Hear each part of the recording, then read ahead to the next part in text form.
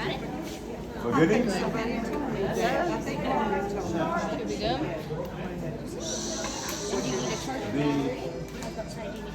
My intention was to start trimming first. Trim some of the pieces that I did last week. But you know they too hard. They're actually really too hard. But I'm going to see what I can do with You want this. to turn your music on? Oh, yeah. How do you do that? Oh, Just turn it Nowhere. down. oh, okay. Yeah, yeah, but the, I really plan on catching this stuff when it was leather hard so we can trim it. This is rock hard. So this is the point of no return. So whenever when you get to this point, See, it's not, you just do the best you can. Because generally when it's leather hard, you can stick it to the wheel without. It ain't gonna stay long because it's dry.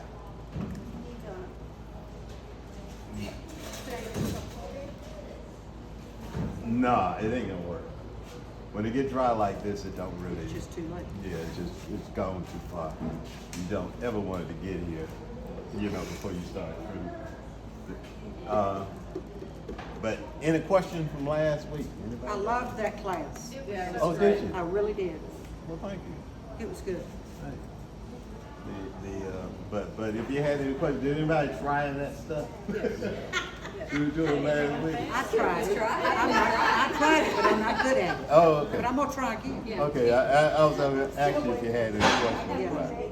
I'd like to see, you said you had your hands like bundled up. Yeah. If you could show that like close up or like, because it was kind of hard to see your hand. I think Yeah, it is. It you is. were like leading with the middle finger. It is. I'll show it again. Okay, cool. I'll do that again. Thank you. And that's mine. That's the way I work. That's what works best for me. All clients trying to find their lane, stuff that works well for them. And so I just tried, that works well for me. So, but anyway, I was teaching a class one day and they got hard like this. And somebody came up and they asked me, well, Larry, what can I do about this? And I was saying, I think you're to the point of no return. And, she worked on it and worked on it, added a little water, added a little water, added a little water, and did it. I mean, trim that thing. But it depends on how determined you are. You can actually get it done. And she and embarrassed me to no end because I had said you throw the thing away. She must have really liked that piece Yeah. that she was working. Yeah. No, she wasn't making a living at it. She showed me up.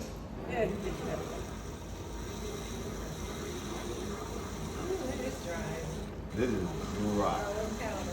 And I'm just gonna trim it as best I can because it's dry. It's actually stuck, but it's only stuck for a minute. It ain't really gonna stay that long because the clay is so dry. Hopefully I'm gonna throw something today we can actually finish during the course of this class.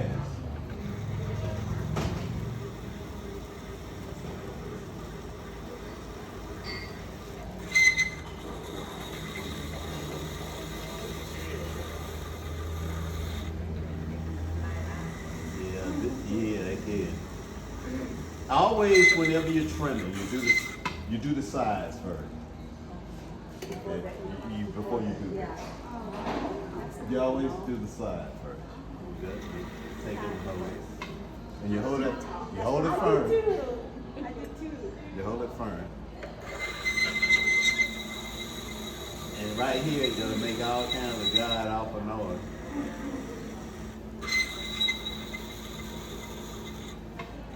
Okay, I'm trimming into the foot. So I trim down first. Generally, that's what I do. I establish my base, and then I trim into it. I go back into it. I follow the contour of the plot that I've grown. I trim it back into that. Okay, I'm just doing the best I can right now. I hope y'all understand. Now you do the sides first. Yeah, I see. Once you establish that, then you go in and dig it out.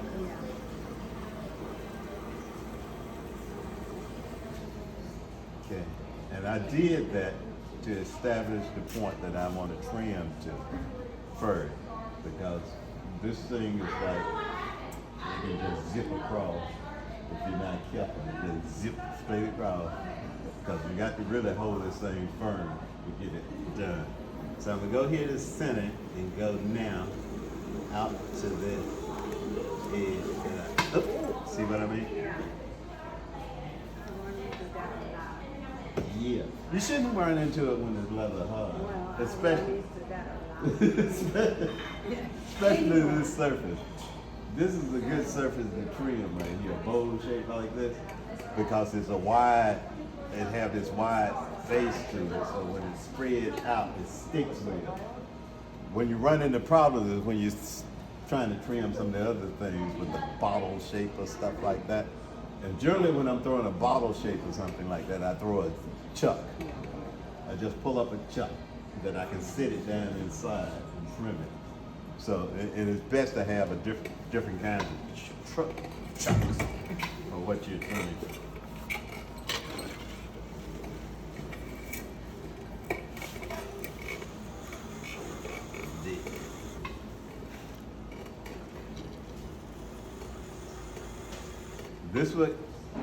This is what called putting a foot on it. That's considered a foot. So this is exactly what you're doing. You're kind of trimming down a little bit. How do you get it across that belly button in the middle without You have to make sure you're rolling it. You're touching and rolling like that. Okay. Touching. Yeah. Yeah. Because if you gouge too much and you dig too fast, it's gonna grip it. And if it grip it, it's gonna dig a chunk out of it. And when it dig a chunk out of it, you see you got a problem. Because once you dig that little chunk, now you're trying to trim over it, and it causes you all kinds of problems. You know, you can fill it in a little bit. Sometimes you can fill it in a little bit, and something don't work. Are you starting on the left side of the belly button? I'm starting, yeah, and rolling it like that. You can start from the center and roll it too, like that. You start and then you roll it down. Because generally what you're doing, the clay is like this. When you're throwing a bowl, it's like that. So on this side, it's a little bit deeper. And so you just have to remember, whenever you're trimming, you have to remember how thick you left this bottom. Because if you don't remember that, yeah, when you trim through and you see light come through from the other side, oh, it's over. I'm not going to try to force this any more than what I've got it right now. Because if I do, this edge right here, there's a lot of things you can compensate by trimming. You know, if the clay is thick enough that you can trim a lot of things and make it, shape it. You know what I mean? Get the shape where you want it. But if it's thin, you don't have that leeway. So if you throw too thin, and I've seen some people do for things I'm noting in the kill, they take it up too thin. And once you take it too thin, this edge right in here, you got nothing. You just have to live with what you got. You know, trimming ain't gonna do you no good, and other stuff gonna do you no good. So you just have to make sure that you got it. If you're gonna trim it, you gotta make sure you got clay there to trim. Okay. Is trimming mostly for aesthetic? I mean, if you don't have a big No. blob, or It is for aesthetic. got a flat bottom, is that ever okay? You can get by with it, but it's not good. Okay. It's really not good, because Yeah. if you have all that lump of clay down there on the bottom. Oh yeah, but I meant like if you Oh, you can get by trim it, without then trimming. You can get by without trimming if you've thrown the piece in It's such not, a way you don't have to have a foot. that it's not thick. Yeah. Okay. You don't have to have a foot, but a raised surface always give you a balanced thing. Okay. It gives you much better balance than if it's a flat surface. If it's a flat surface, they can easily do this stuff. But if you've got a foot in it, it kind of settles when you set it down.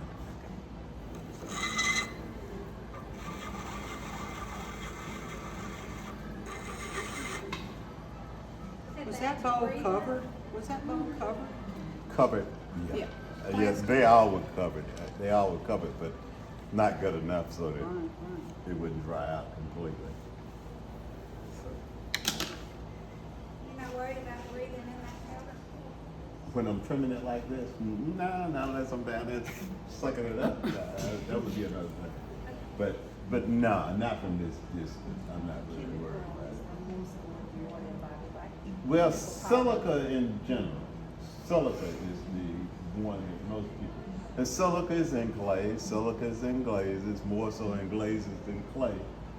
But the silica is what you worry about breathing a lot in it. The silica does.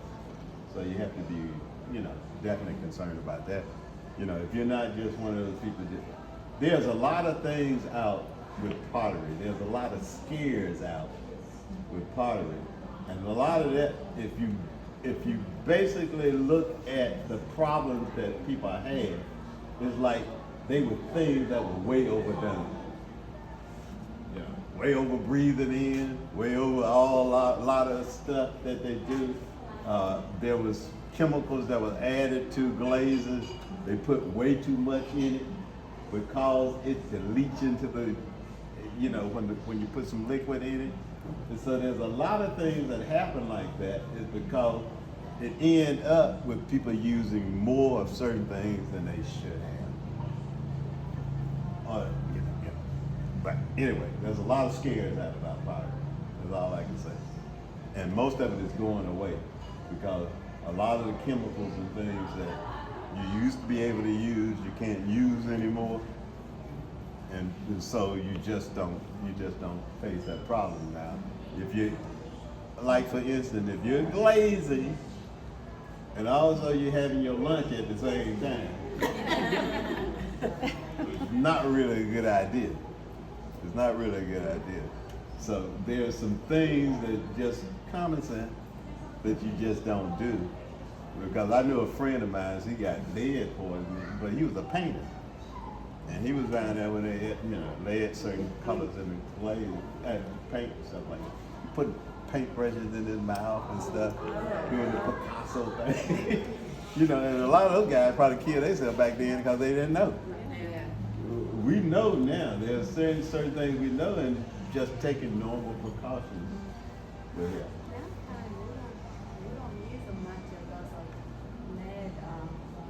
Glazes. Right?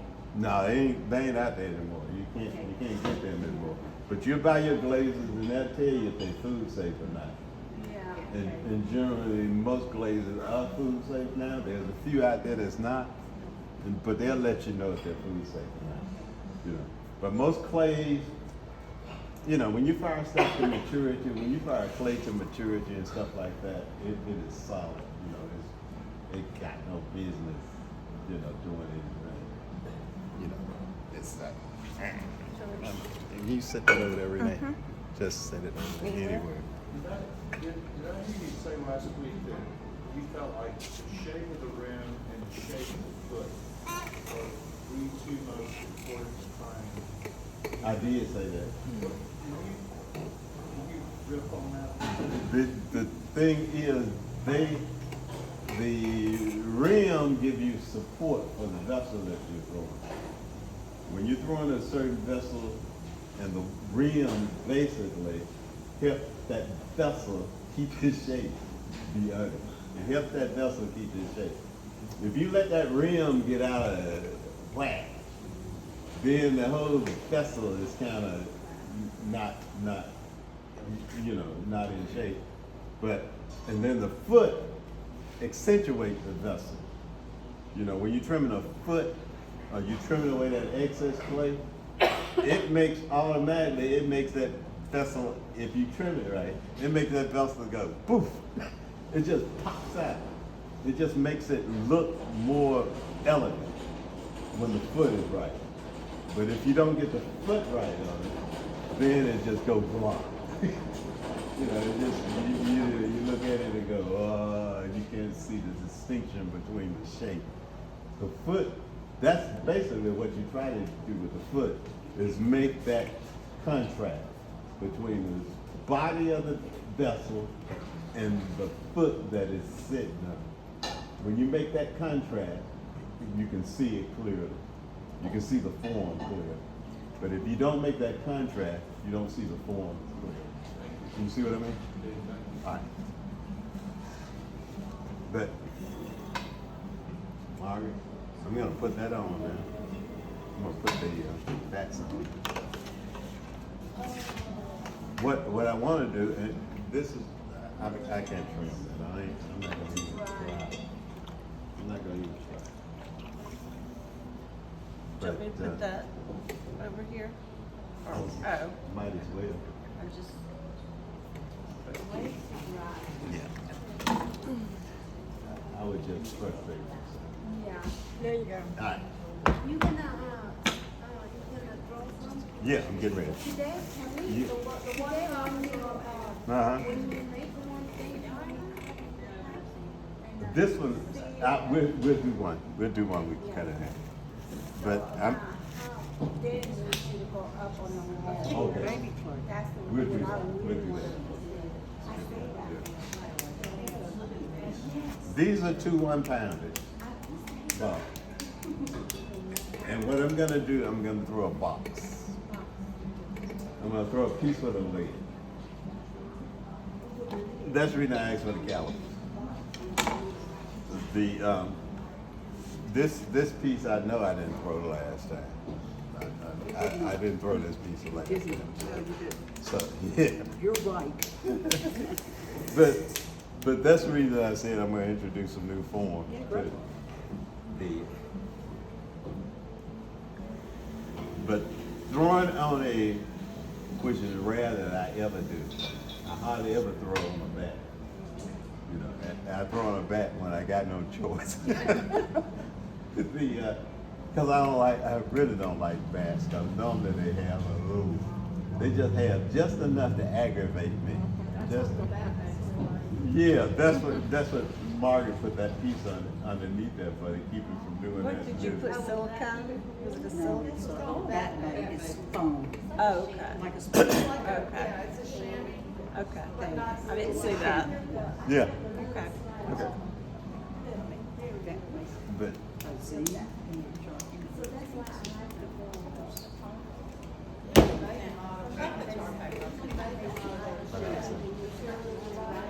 Okay. Okay.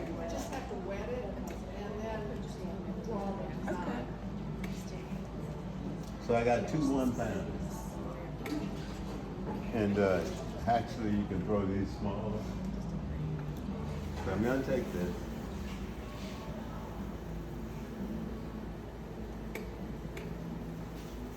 Remember what I told you last week? Keep those thumbs out. Keep the thumb out of the action.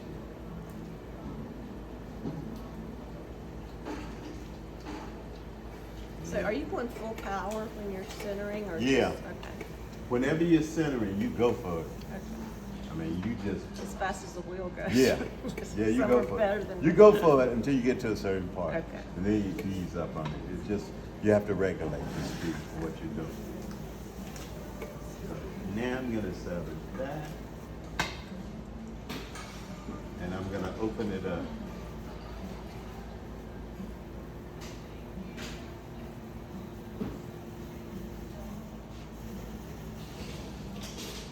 Remember that?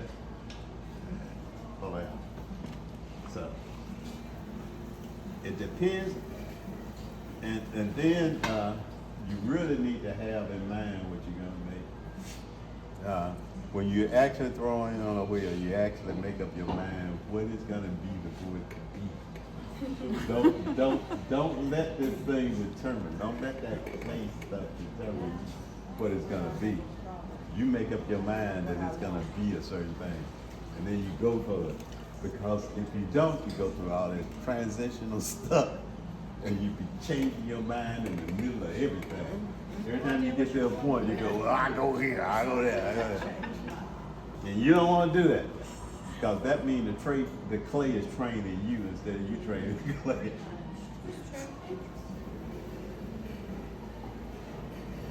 There we go. This piece, I'm hoping that we can finish. Now I'm pitching up. And I'm gonna leave this wall fairly thick. So because I'm gonna do something else with it later. I'll show you what it's like. So let's push up, pinch, up, stop, again. And I said I'm gonna leave it fairly thick because I want you to, don't get the idea that everything needs to be thin, really thin, because there's some things you just need to have some body to it. You want to make sure you got some body to it. So now let's take this. I'm going to pitch down a little bit right here.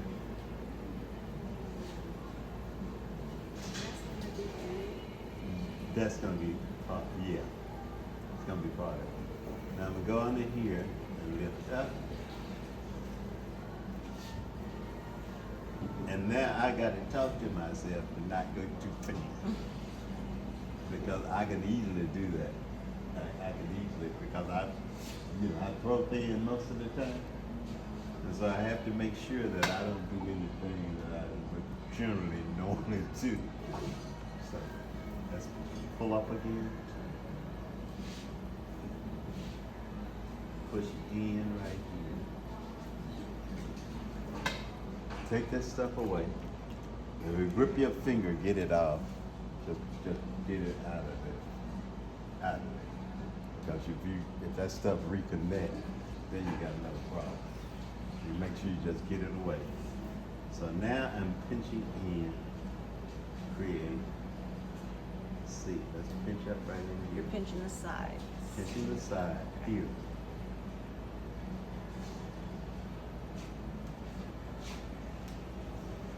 I'm establishing a seat for the next one that I'm going to throw.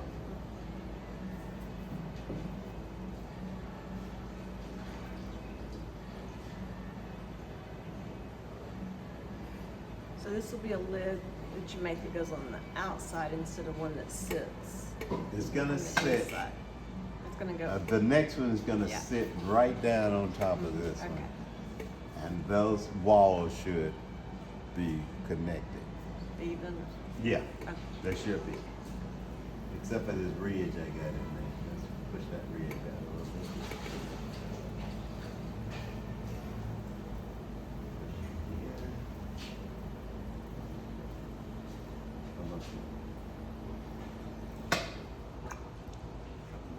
That finger is very important.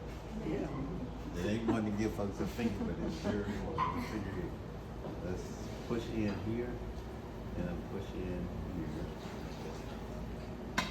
to create that area. See right there. See that? This is when you're throwing lids too in general. You're pushing in to shape that area where the lid is going to fit. So you have to really keep that in mind when you're doing it.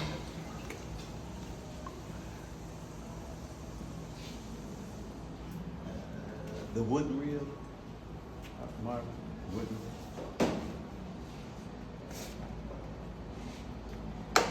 This is the case when I use the wooden reel. No, the one that's shaped like this.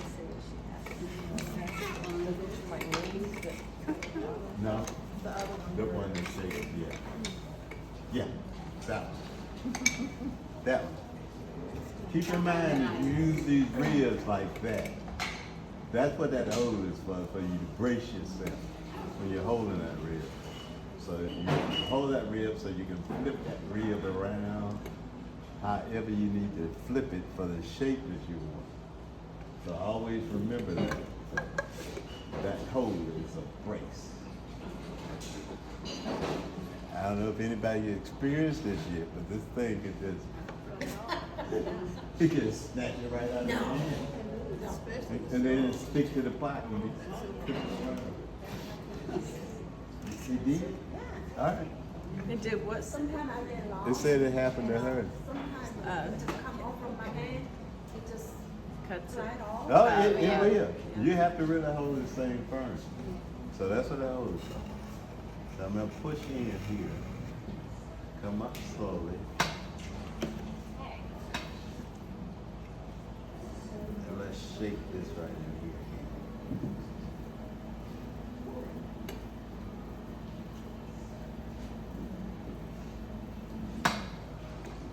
This rib really helped you get those lines, clean those lines. That. Now I need this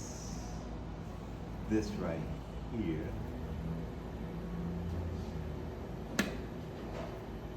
Pull that out a little bit.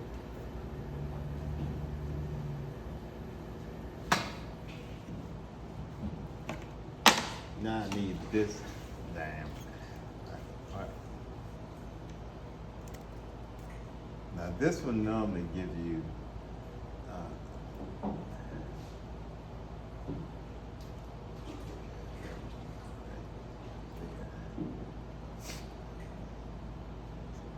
tighten it up. Make sure it stay in place.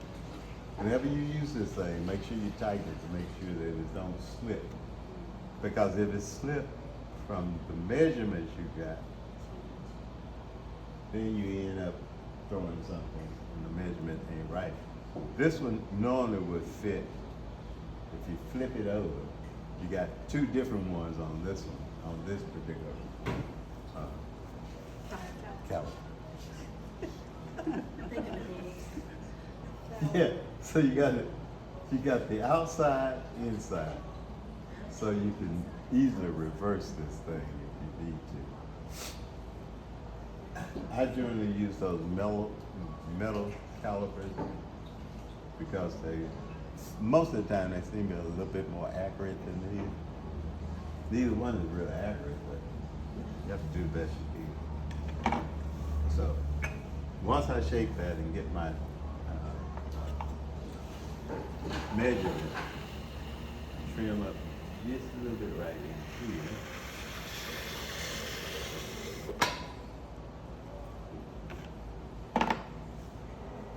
Wire, I'm gonna cut it. And always cut like so and pull it through. Once it released from that, once you cut it through, you know, it's there. Clay, if you figured out by now, clay remember what you've done. And so when you cut it, it starts to dry.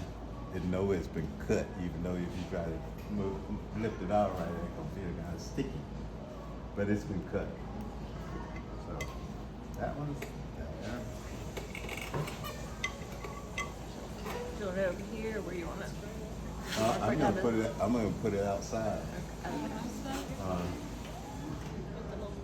You can put it, yeah, you can open that door and put it out there. Then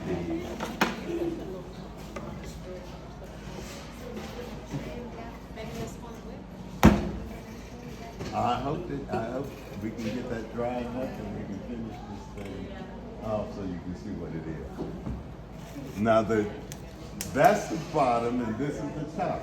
That's the bottom. It's stuff. I'll leave it there. I forgot the damn thing, but it's stuff.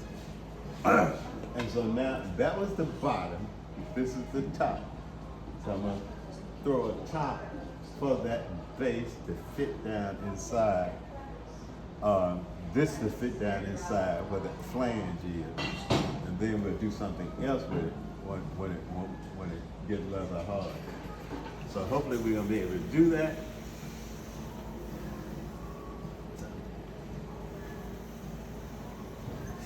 You remember when I told you last week that when you're centering like this is war.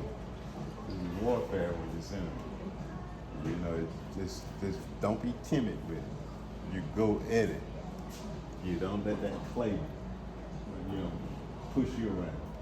So you just go into it and push it where you want it, and make sure that you get it homogenized before you open it.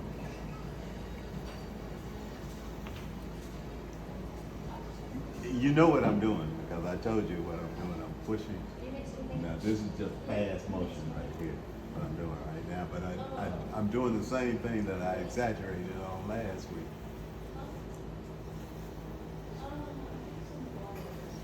Yeah.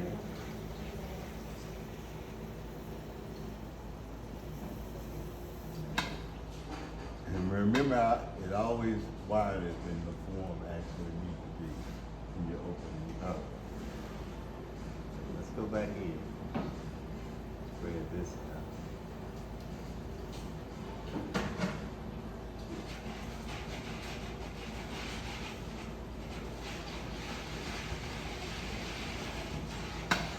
I always take calipers and they give me an idea of where I need to be. See that wider? So now let's take this in. Take the spine, put it right here. Over the top and push back.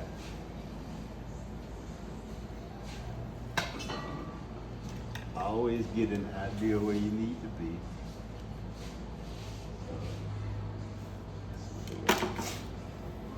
Now let's pinch up.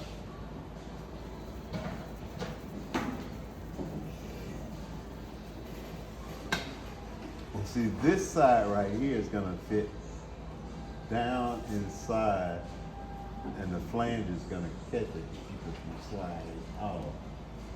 So I'm gonna make sure I got my measurements here. See, that need to be a little wider. And I'm gonna thin it out a little bit too. So I'm gonna pinch up like this. Let's pinch this up right here, squeeze in at the bottom, pinch up slowly.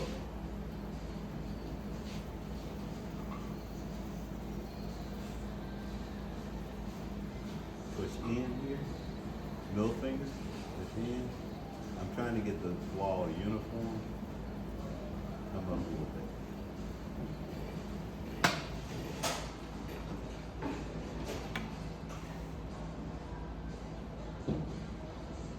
Need to be wider. Push out a little bit. Come on.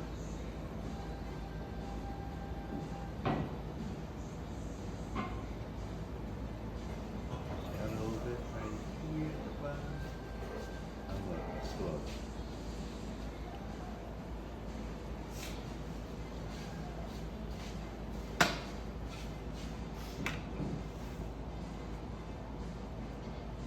A bit wider, now I need to push in a little bit. So this thing can go through multiple changes, so you just have to adjust when you do something a little bit more than you need to. Let's come in a little bit. And it's just slight little changes that you make.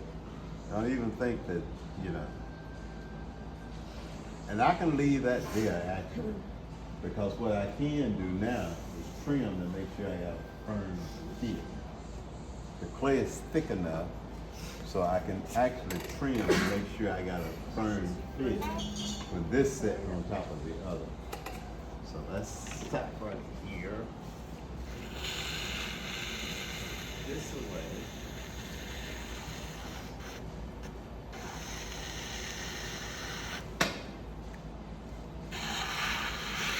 Now, I brace a lot.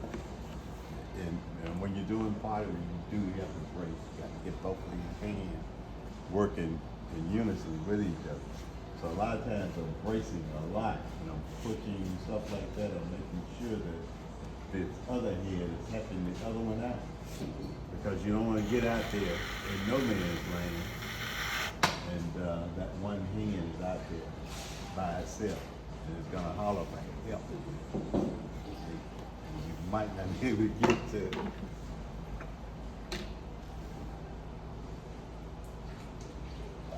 That is good enough. Is that caliper designed so that the inside measurement is exactly the same as the outside? Yeah, yeah, this one is. This one is. And it's plastic, so the thing is that when you're measuring like that, is you have to make sure that you're really paying attention, because sometimes it just seems like, you know, I got it like that, and I flip it over like that. You have to make sure that it's on, because if it's not, you know, this thing gets another hard and you're trying to trim it, it's like, it ain't fit right. So you have to make sure it fits right. So let's take that. Take this clay away.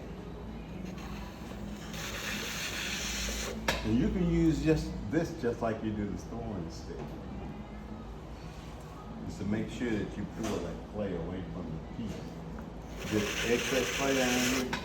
Make sure you always get that clay away from the piece. Cut it out. Okay. Spend half of my day looking for stuff. I'm gonna take this now, sip it through there. That piece is done. And when it's stiffened again, It's well, got back pins on it. oh. Through with that.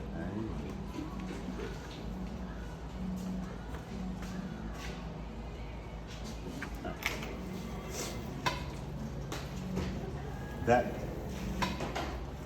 when those stiffen, I hope they stiffen, that we get to the point where it's leather hard and I can finish those pieces up like I want to. I'll show you exactly how they're gonna fit and how we're gonna make it look like it was like uniform, all in one set. Because that's the thing that you want to make it look like, that it's a uniform piece, you know, and not two separate pieces. Because pots can do that. You know, you can always have one that looks like you add a piece to it and it looks like you added it to it. So that you want to get to a point where you don't look like you added to it. You want to look like it was thrown all in one corner. So let's do this right. This piece is gonna be, I'm gonna do two pieces. I'm gonna do two cylinders and join them together, and then I'm gonna shape those pieces like that. And they're gonna be done all while they're wet. This first piece is gonna be thrown all the way to the wheel here. And then the other is gonna be thrown with a base on it, and then I'll set it on top of it.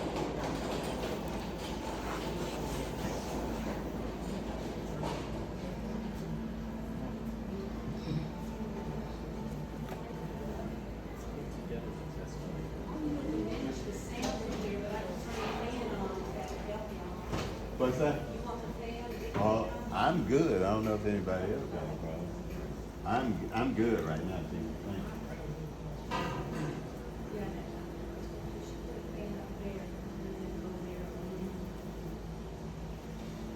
Just remember what I told you about this stuff down here. Make sure it don't get under your hand. So go in there and get it out to make sure that this don't get under your hand. It always gonna create nothing but problems. Let's push this away.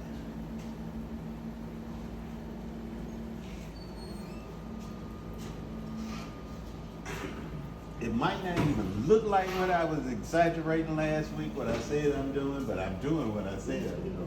I'm pushing the clay away from it when it goes down. You know, it's not like that. You're not going straight down, you're leaning on it, pushing it away from it. This is going to be a straight cylinder, and the next one is going to be a cylinder with a base on it. I may be getting ahead of myself, but how do you keep from distorting that first cylinder when you take it off the bat? And It generally, you know, I'm throwing it consistent, long as the walls are uniform. Long as the walls are uniform, you should be able to lift it off without a problem. If you run too thin and thick areas, then generally you're gonna have a problem. And that's all in concentration. So you have to really concentrate and make sure your walls are uniform when you're pulling up cylinders. This is gonna be the top piece.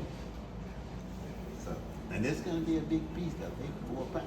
This would be 4 pounds. Oh, okay, so that's 4 pounds. Well, it's gonna be 5 pounds actually, right?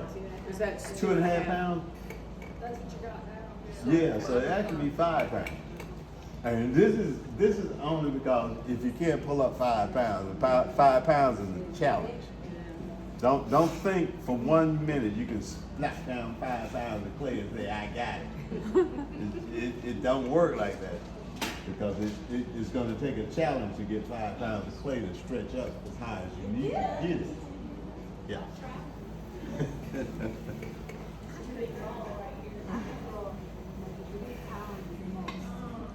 Clay can really mess you up. So let's go down and cylinder. I'm all the way to the wheel head, and I'm pulling out. Okay? I'm all the way to the wheel head because I'm doing this.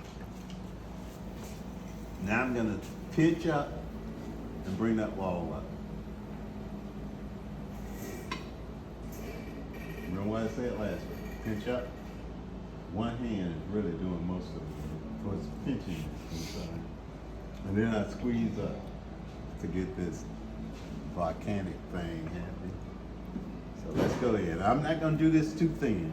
So I'm not gonna really get too crazy right now. So because you don't really need to throw this too thin unless you like me. You just have to do it.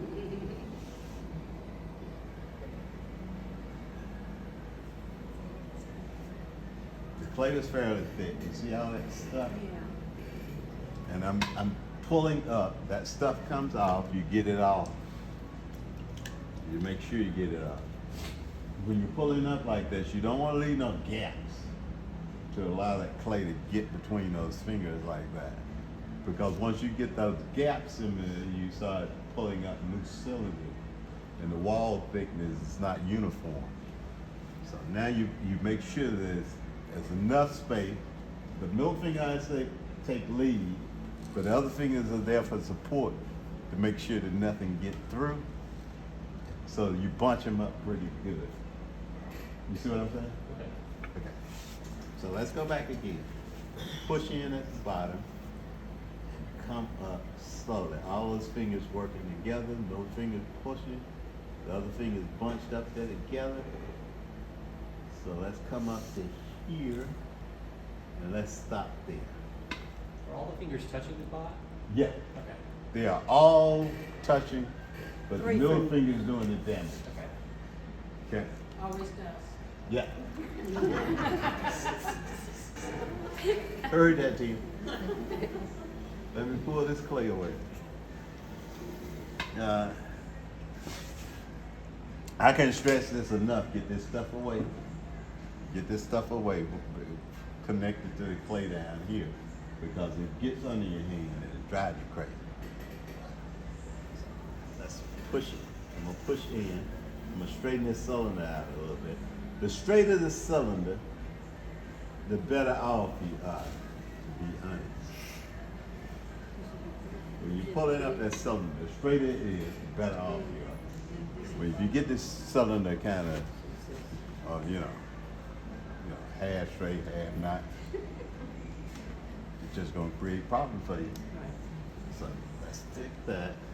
And I always make sure that this edge right here is even, so I'm gonna cut it off a little bit.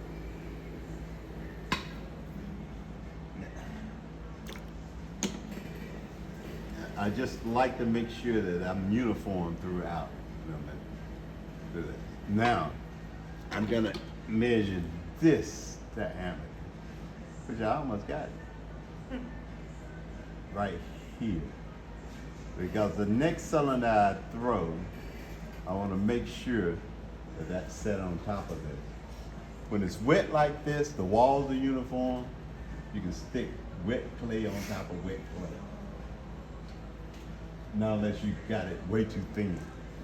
But right now, I'm going to take this and I'm going to stick the next one on top of this. Let's take this. This too. Take away a little of that right here. And I'm gonna Get that away. Keep it from flaring out right there at the bottom. And let's cut that off.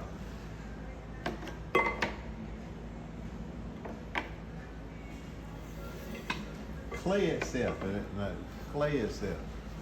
Don't let this clay fluff you. Don't let this stuff fool you. Really don't let it fool you. Because clay real go through things with you and try to say, don't you touch me here. Don't you dare touch me. And you start getting scared and you don't touch it.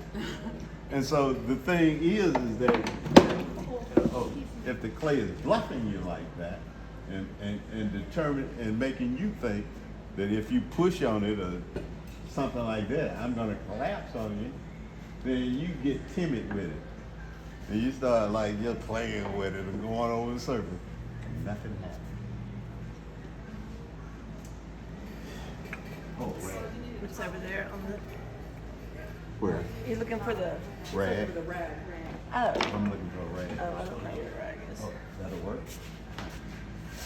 I gotta get this stuff off my hands, because I won't be able to lift that cylinder off. So, this is the edge is gonna flip over and set it on top of the other. Not that one down there. So I'm gonna take this now. Take it off. Then let's go here. Too so pretty.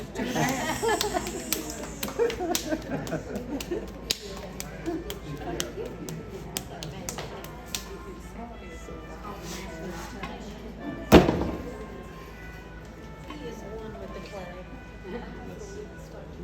Now, Larry, on the base of that there, is where you cut that off, all through the bill head, is it the same diameter on the floor as it is up on the lip? I try to get it as close as I can.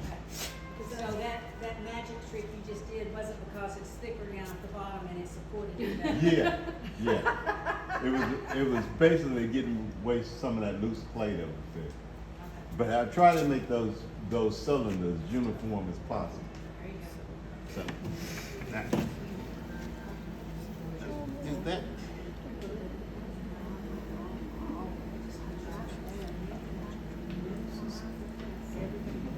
It makes it sound big as always the one side is supported on the other side. And you remember I told you, don't even move forward till you feel like that clay is homogenized. If you start moving too fast and clay is not homogenized, it just creates problems for you. So you have to make sure that you've got this thing, that you're kneading it up, you're kind of working it up and down until you feel like it's where you need it.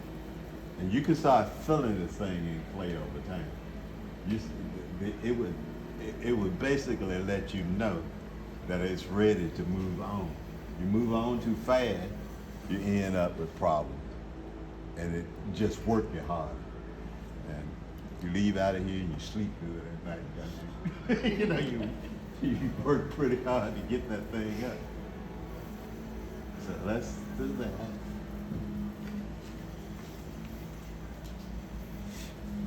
I'm gonna open it up. Now this time I'm leaving a base on it. I'm leaving enough clay, and if you're never sure how thick it is, you always take this needle tool and stick it to see if you've got the bottom thick enough or if it's too thick.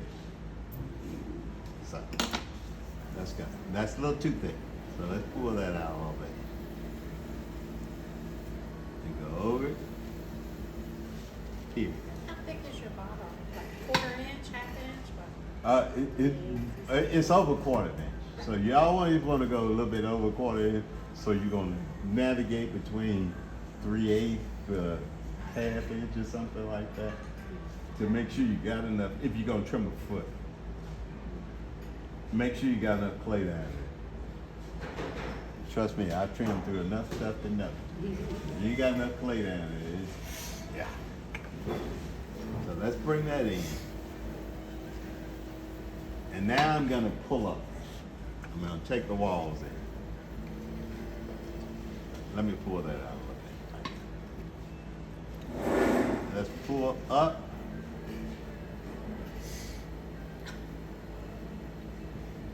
Tension as I go up, squeezing in, pinching.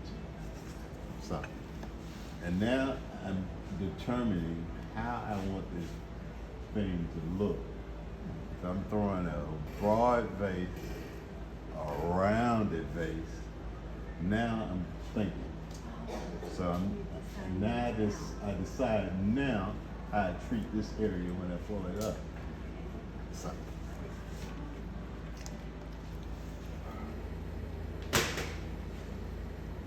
I'm going to take this, again my fingers are cramped like so, on the inside. And I'm pushing back the base. So let's take this, push in. See that? Push in, get that clay, and then now go up.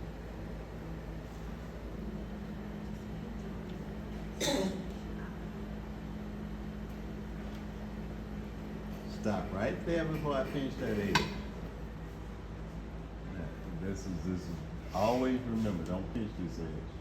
You pinch that edge, then you create how I get this back. You got a problem. You just got a problem. So now I'm gonna try to make this wall uniform so I can sit the other one on top of it. If you notice, it's the same amount of clay, but because I'm using the same amount of clay and this got a bottom on it, this probably gonna be shorter than that one because I left enough clay down here to create a base for it. Okay? So let's push in here, push this clay up, and don't get this too thin at the bottom that it can't support the weight that you put on top of it.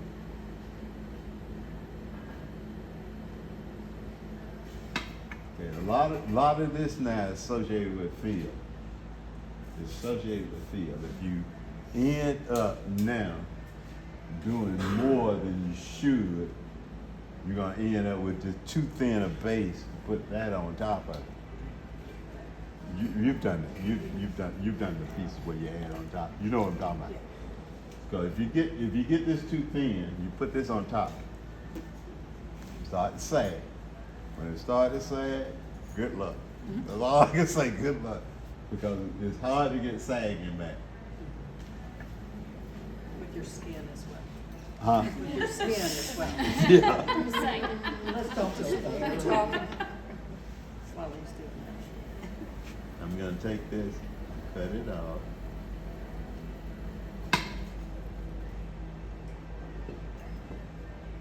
Now I could have cut a little lower, but I'm stingy. I just try to keep as much clay as possible. So.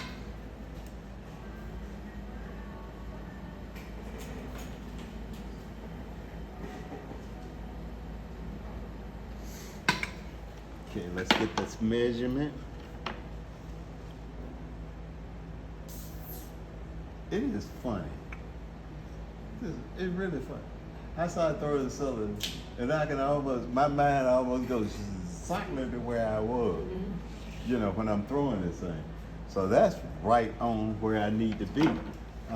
The flexible scrapers, Which one? the serrated heritage. Oh, serrated. Yeah.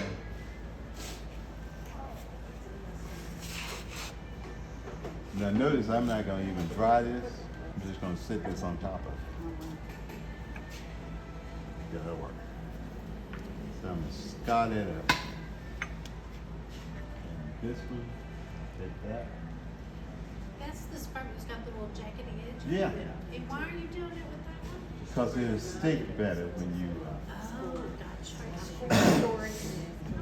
don't try to stick a clean surface to a clean surface. It will stick, but it ain't gonna stick as well. So you kind of just scrape it up a little bit, and then they'll fit like they were uniform, meant to be that way. So now I'm gonna take this, we take it full, take this and flip it on top of this one, like so. You don't need slip because it's wet. You don't need slip because it's wet. Now there are other forms that you can do when you start shaping that you really need to slip this thing. But right now, I don't need to use slip. So, and this is when you want to throw tall forms when you don't feel like you got the stamina to pull that cylinder up like that. Because trust me, it take an effort. If you're gonna pull a cylinder up like this, it gonna take an effort. And so if you're gonna double up on it like this ease some of the pain. So the first thing I do is make sure that this is connected. I'm gonna go here and I'm gonna make sure this edge, those are connected together. But if your hands aren't long like yours, What's that?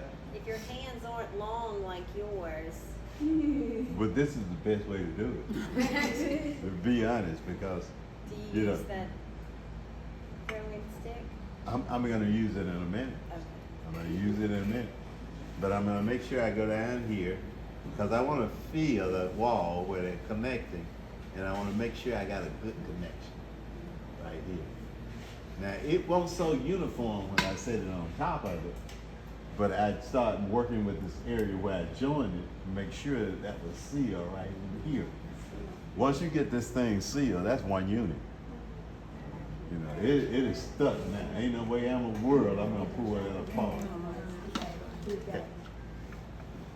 So, let's go here again. You see all this stuff happening down in here? Now you start paying attention to what's going on with the clay.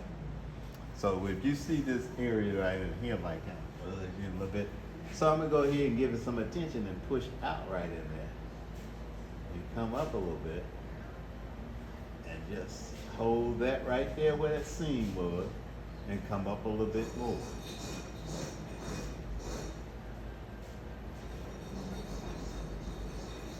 So you're not pulling up, you're just putting some pressure. I'm just putting pressure. Okay. I'm not pulling up really. I'm checking for the uniformity there. Okay, yeah. I'm checking for uniformity on the wall. So now this is all together. Now, let's take care of this edge right in here.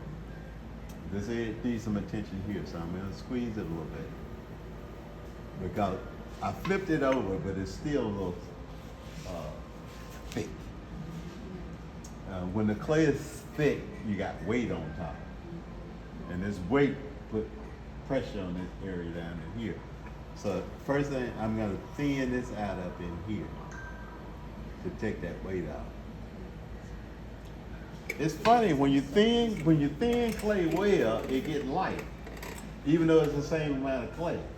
But if it's concentrated in one spot, it's heavy, and it weighs down on this down in here. So let's thin this out of here. Now notice I'm using one finger. That one finger is because there's less friction on this thing with the one finger than if I'm using a bunch of fingers. So I'm using one finger to thin it out some because it takes away the amount of friction that would cause this area down here to do something. You know, start warping this stuff on you. And if it warp on you, good luck. That's all I can say. You got your battle in for you. So now I'm gonna go in and I'm gonna start making it a little bit more uniform. Pushing out from the inside and coming up slowly.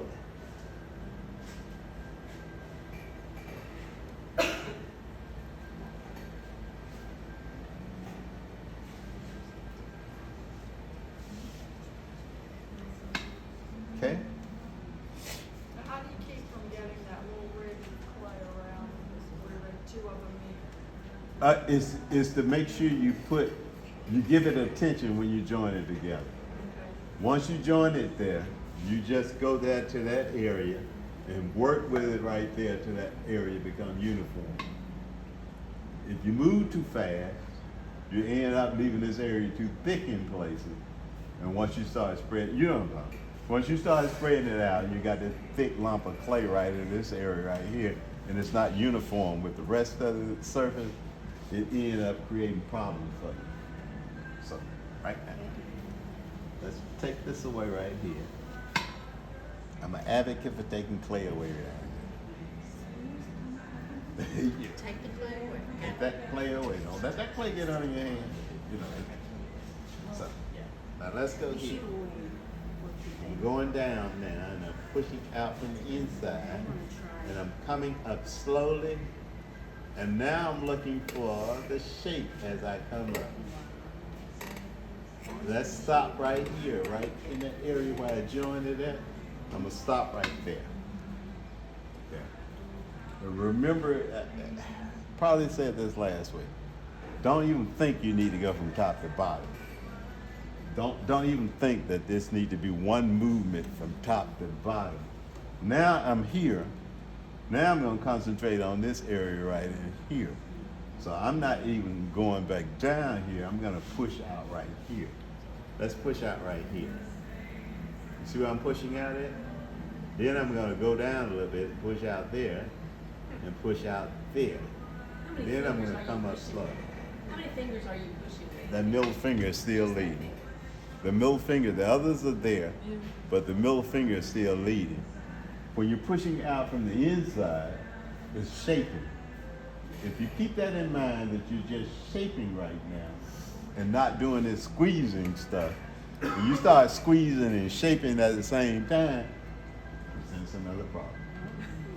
So when you start shaping only, you just realize that the inside fingers are taking the lead.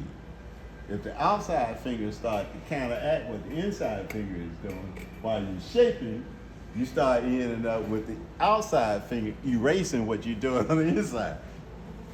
I don't know if any of you experienced that, but you be pushing up and then you look down there and like, how did that happen? It's because the outside finger is coming up, wiping out whatever progress you've made on the inside. So now let's push out again, right here. And come up slow. And then let's stop. Pushing in a little bit right here from the outside. Let's stop there. See this stuff here? Yeah. I'm gonna squeeze it in a little bit. And I'm gonna make sure that I cut this stuff off. Because this stuff ain't gonna do you nothing. Thank you. You're welcome. Let's see, y'all. Let's say this firm, cut through to touch my finger. Oh, that's almost pulled it loose. But anyway, once it touched my finger, I know it's through to the other side. This, it depends. If this thing was a little bit thinner, I would even try that finger on the inside. I would just go straight through like this. I would hold it firm and go straight through. And don't do that. Once you start doing that, the clay is not going to cut even. You end up with a jagged edge on top anyway. So now let's thin the top edge out. This edge is too thick. What? I can't wait to make one of those. Let's thin this out here. See, this edge now is too thick. So I'm pinching up. Let's stop there. I'm gonna go back down here and pinch up right in here to thin that out some. And I'm gonna stop there and round this out right here. Okay, and I hold it. You see how long I'm holding? I'm holding it there till this stuff can form. And because the rotation of the clay is that the clay is, as it comes around, if you get it all, homogenized and uniform when you pulling up like that or pinching on it, you got it under control. If you allow it to get out of control, this sponge on top is to ensure that you're keeping this thing in control. Because I'm not pinching with the sponge. The sponge is laying on top to keep this edge intact. I can't even stress how critical it is to keep this edge intact. Mentally, it works for you. Mentally, as you pick up things, moving and jumping around, if you see this clay jumping around, your hand just automatically started doing this stuff. It started moving around. But if you keep this edge even, your hand tends to stabilize itself. It's just a mental thing that's going on. So you have to make sure that this edge right here is definitely under control when you're doing something. So now you're looking at this. Keep in mind, I say you have to always keep in mind what shape you're going for. You know, because right now, when you pull up a cylinder, you got multiple directions you can go in. And so right now, I'm looking at this right now. I know exactly what I'm gonna do. And so I'm gonna make sure now that I'm shaping the clay to get to where I need to. So right now, this area right in here, I wanna bring it out some. I wanna bring this area out some. So I'm gonna go there first. Push down, push out, and come up slowly.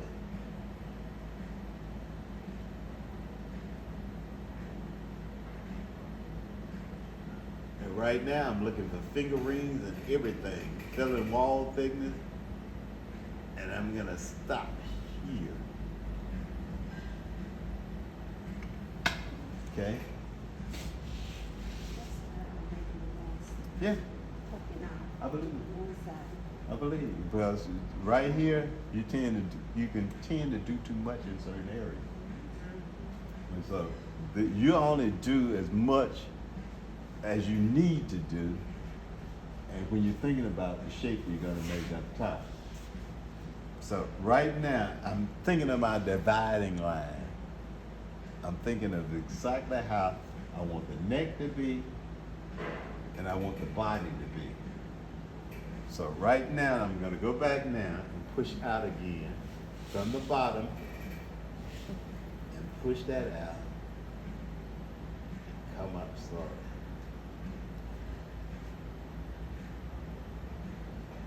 Holding it, holding it.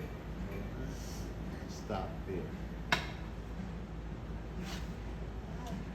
So I'm sorry, you make, I mean, you hold it and it has to make at least one full. It need to continue those rotations. Yeah. You don't want to run it. You don't want to outrun the rotation. Okay. If you outrun the rotation, you leave the clay loosey goosey. Thick area, thin area. So you making sure that happens here now, because I'm looking at what I've done here. Now let's take this area here and squeeze it in a little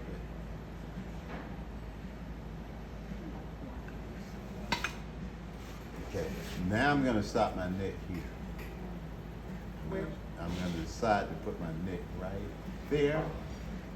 The shoulder's gonna be here, so I'm gonna take this area right here and straighten it up a little bit right in here.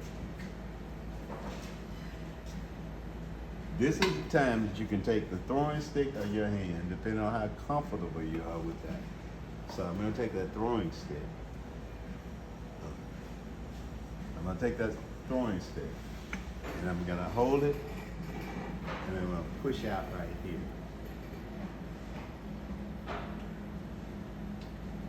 See that area right in here? I'm pushing out right here.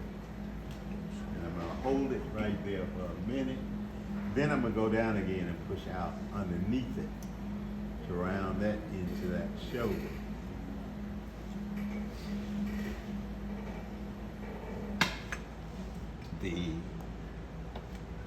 Let's take this wheel.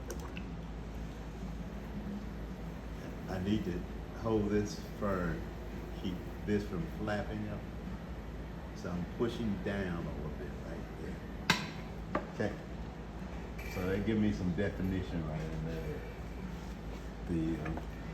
That's one thing about throwing pots, is when you change direction, the neck and stuff like that, when you give it directions for as defining line, it makes it a whole lot better than just flowing right into the thing. So now, options, all kinds of options.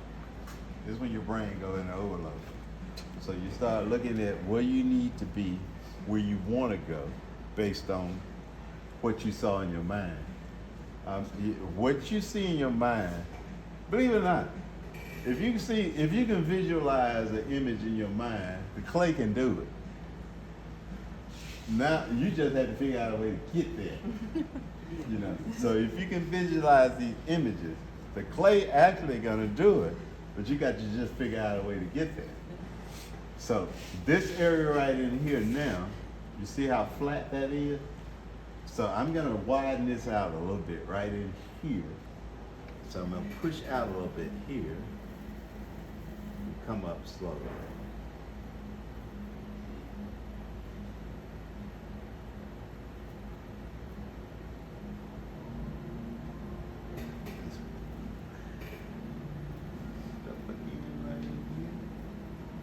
Come up slowly.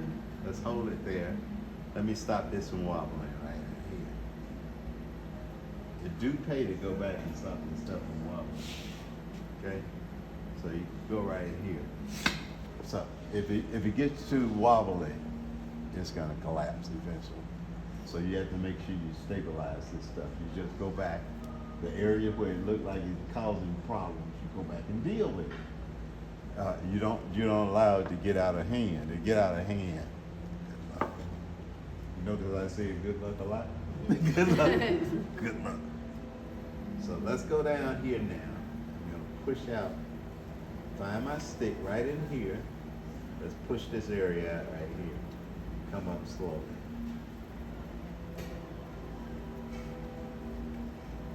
The outside fingers are just trying to follow the contour of that pot as the inside is shaking. I'm trying not to erase with the outside.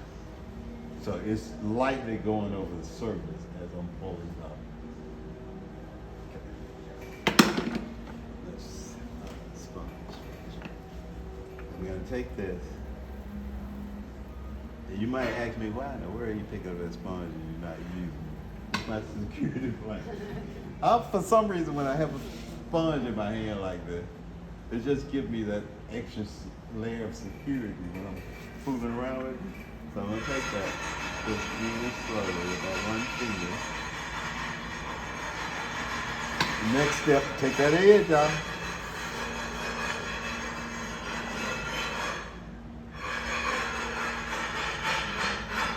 That's your nightmare.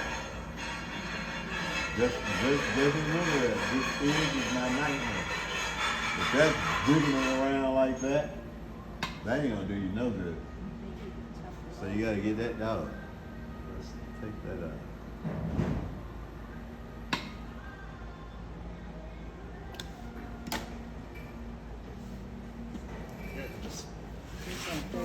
You're just missing Sponge. it each time. Yeah.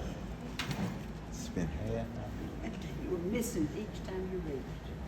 I'm rounding that edge off again. Finger lightly. This area up here, it don't take a lot of pressure when you start shaking. So you don't start squeezing like crazy up in this area. It's like light pressure when you start squeezing like crazy, you're gonna torque this clay somewhere. So it's all just light pressure and shaping. So let's take this finger, let's dig in a little bit. Let's push that edge right into that neck. And come up slowly. And stop right there before I finish the edge. Okay. I'm gonna cut that off again. As you saw that little edge budge out again because that clay gotta go somewhere. You always gotta remember that clay going somewhere. So the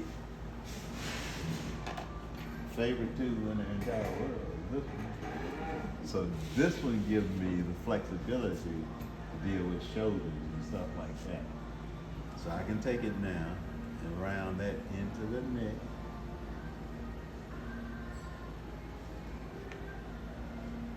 And come down a little bit. There's no rule that say you can't reverse the process. So don't think everything got to go that way. You can also go that way. Okay. Now let's go in with one finger and push up. And get this edge under control right here. And it depends on you, whether you like it or not. I'm one of those people that I don't like it. I don't like this edge moving any kind of way, because if I'm gonna flip this thing over and trim it, I wanna make sure that this edge is even enough that if I stick it on top of that wheel, it's not gonna be, doing that number. So I'm gonna make sure this is. That's me. I was in a workshop one time with the guy, Ken Ferguson, and he was doing the workshop, and he was throwing some pieces, he was just warming up. And every time he threw a piece, wherever the top ended up, that's where he left it. He just left it all loosey-goosey, right on the edge, and he'll set it aside. Well, guess who it bothered? And so I yelled out, like, are you gonna leave that like that? I got some friends that remember that to this day. I was like, hey, are you gonna leave that right there? Because it was really bothering me really bad, because I like my edges even. So, and he said, well, what's wrong with it? I said, well, and he said, well, there's nothing wrong with it. Basically, it is in the eye of the beholder. So if you ain't got a problem with it, it won't be a problem. You can't trim. You can't trim it. You can throw a chuck for it and set it upside down on it. But I can live with that. I couldn't live with it. And so. Is Ken Ferguson a well-known? Oh yeah. He taught. He was down during the Alabama Clay Conference one year. Okay. And I was there at the Clay Conference. That's when I first got out of Berea. And I was down there at the Clay Conference down in Bruton, Alabama. And Larry Manning, who was teaching at the junior college down there, he got Ken Ferguson to come down and do the workshop. So he was all written up in books and stuff like that. So all of us knew him. It's just the idea he was throwing these things, and they're all loosey-goosey and sitting aside. And he said at that time at that meeting, he said, I want to know, Clay is starting to get his due. He said, I'm just letting you know I sold a piece for $45,000 the other day. Of course, that got my attention. Yeah. Yeah. He sold a piece for 45,000. Yeah, a big platter you hang on the wall for $45,000. There's a lot of clay folks selling some stuff for, oh God.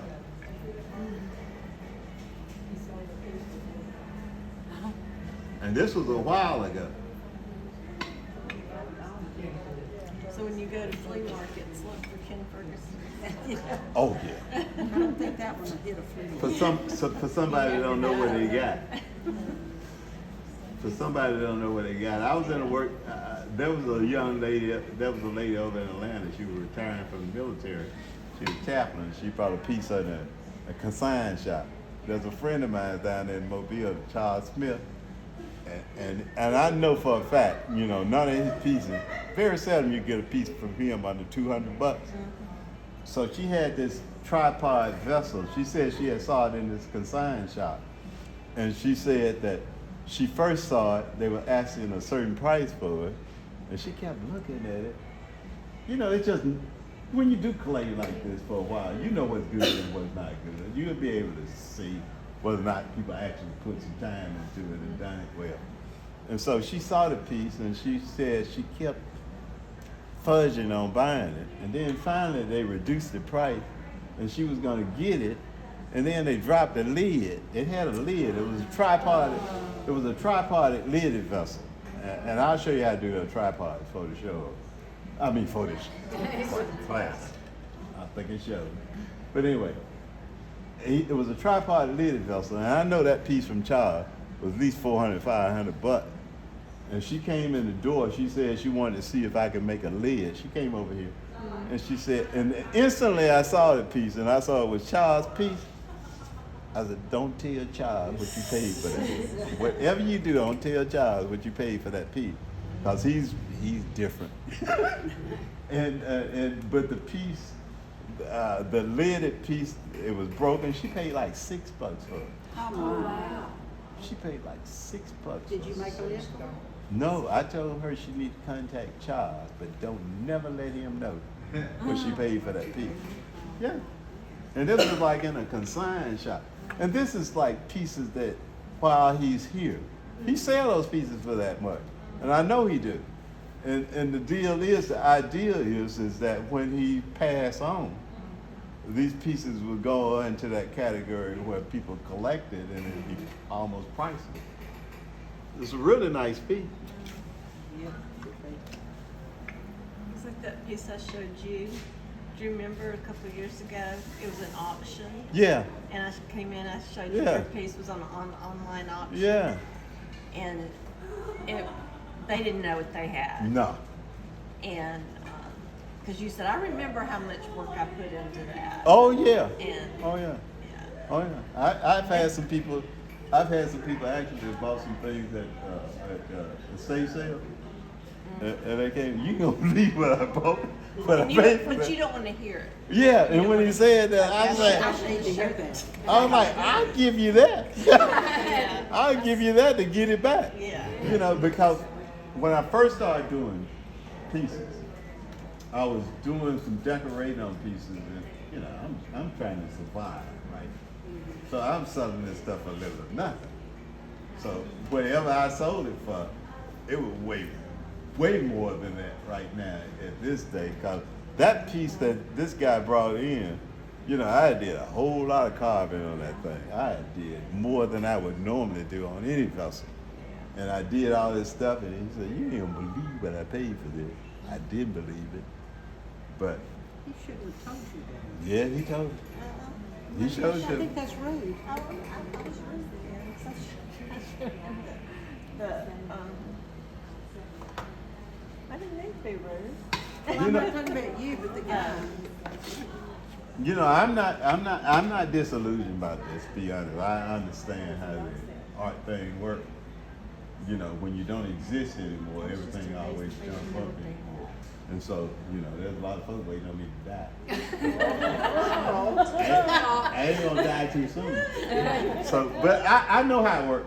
I do know how it works.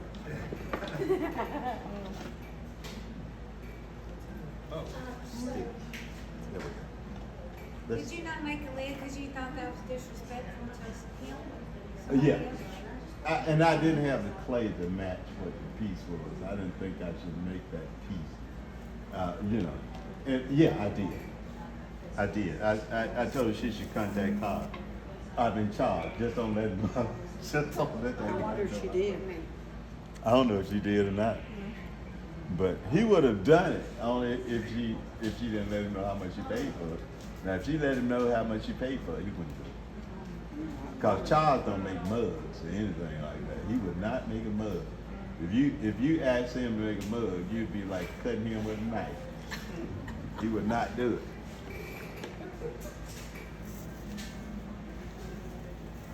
So let's dig underneath there. Get some of that clay from underneath there and take it loose.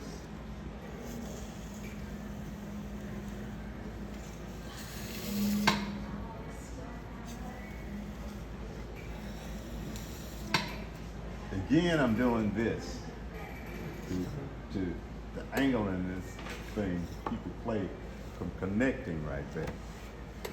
So now it depends on how you like the shape. Let's lean this over a little bit.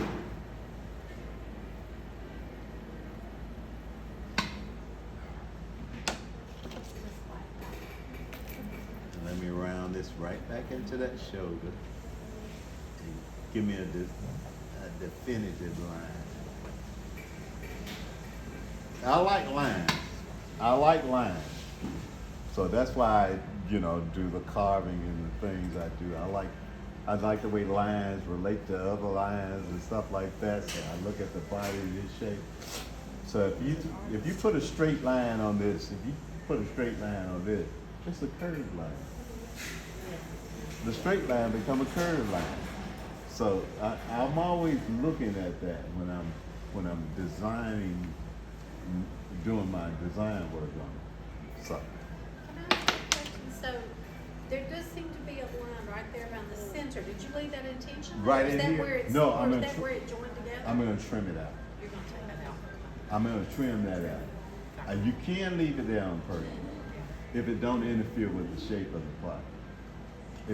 And I'm always looking at the pot for its continuity of shapes and stuff like that. So I'm looking at that. If this area right here for instance, I can go in now and just push that out a little bit. Just push it out a little bit. Push it back a little bit. And then I can clean it up a little better when I'm trimming. But it's just making sure that I can trim this part, you know, into the shape that I want it to. Yeah. So, When you join those two cylinders together like you did, yeah. is there any limit as far as shape that you can choose to make? It is a limit. Beyond what you would do if it was one piece? It's a limit depending on how thick you leave the cylinder. Because as you spread it out, it thins out. And so you have to always consider that. I made a vessel product like that one time. I like that. And I thinned it out too much. And I got carried away and didn't know how to stop. That thing nearly drove me crazy. Because the walls were so thin and me trying to keep it supported to get it done. That thing nearly drove me crazy to get it completely done. And when I finally got it done, yeah, I got it done. But it was like, and then I had to work on it longer than I really wanted to. And then when I finally got it done, I was in a showdown in Miami, and some people came in and wanted to buy that piece. Then they walked off. And we'll come back. Somebody came up after them and bought that thing. And so then they came back up and the thing was gone. That's what I call stuff, thing.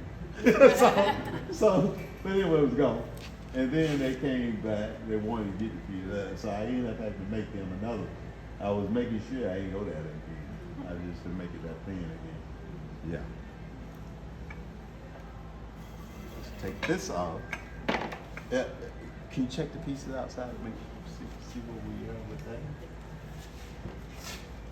And again, make sure it's good. Here. That's sticky. But we'll straighten it out a little bit. Larry, so I've seen people make two bowls and put together like that. Yeah. What's the benefit to using cylinders instead of already having your bowl shape? What's the Is difference? there a benefit to doing it with two cylinders?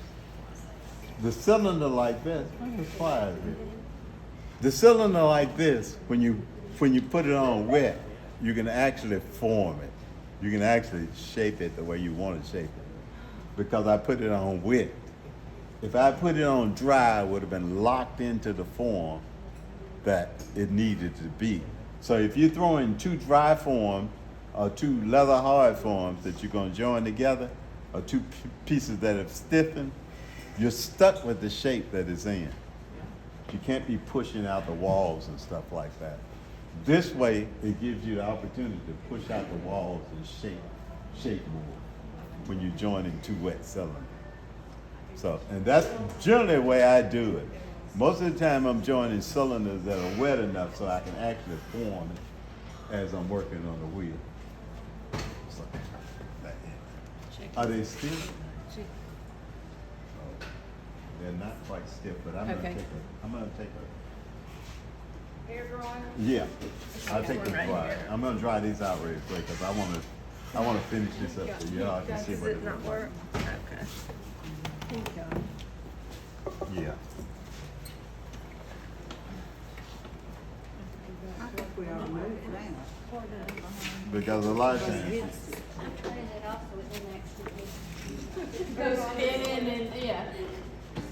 It's like a possible. Okay, I think it's on really Be hot. responsible. okay, How hot do you want it? Medium? yeah, probably. This is your temperature, do that. Let's take right? that off. It's stiffening up. You got a Got clay here. you What got a you need? fettling knife? Yeah, let me get it. Yeah, get the fettling But knife. here's the, Okay, let me clear this off. You're gonna need one of them to smack mom.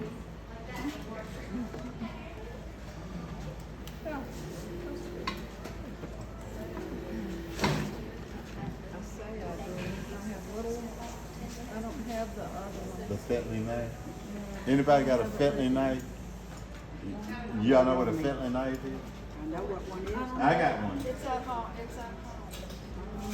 if y'all don't have one, I got one. Is it, That's all I've got. Fettling knife, fettling.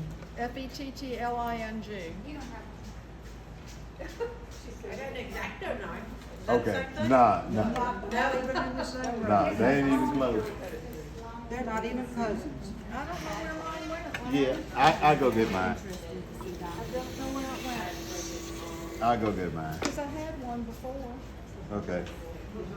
It's disappeared. I think somebody needs to move that one, not me. This one. Yeah, I can move. I'll set it on the table or something. That one I'm not gonna be able to finish, but this one I should be able to finish. Is that a, That's not a fettling knife. I go get one and I'll show you exactly what it is. This is another. If you don't have calipers, you need calipers. And the next time we meet, I'm gonna do more lids. I'm gonna make sure you know how to throw lids. So we'll do lids. We'll do lids with the calipers, so you can make sure that you know how the lids should fit and all like that. But let me get that knife.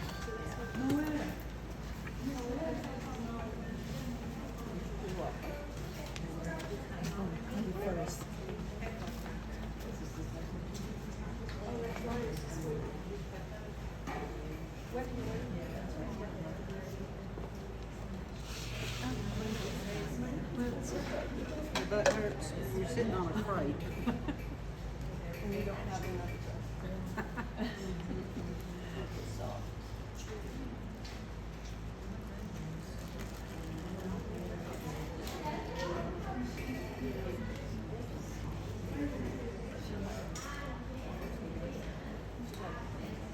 This is a fettling knife. There you go. This is something the good have in your tool chest. So You don't, this, and you I just use left this that. especially when I'm making teapots and stuff like that. So this really come in handy. Is it smooth? Is it smooth? Yeah, Is it smooth blade? Okay. yeah. It's not so sharp that it cuts you when you pull it with it, but it's cut through the clay from places where you need to cut things out. But yeah, this is a fettling knife. Mine is at home, sorry. I thought they came in that tube kit. I got one, I had one that came with it. Yeah. I have one. Oh, you but I did? didn't know where You you're didn't looking at. know its name. What'd you do, Okay. get rid of it, and now you need to buy one? Yeah, I was using it. But I'll show I you. didn't know what. I'll show you. We're gonna do lids definitely next week. And so the fettling knife, and then I'm gonna do teapots too before we go to too. So you know how to assemble a teapot. Okay? Oh.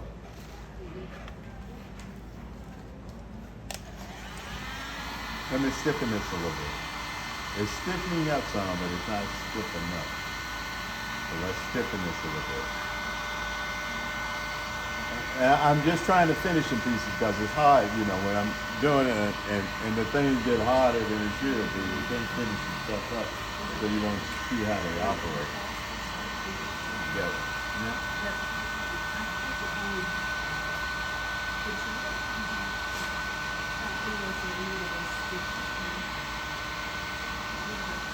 Any question while I'm waiting on this thing to dry? None?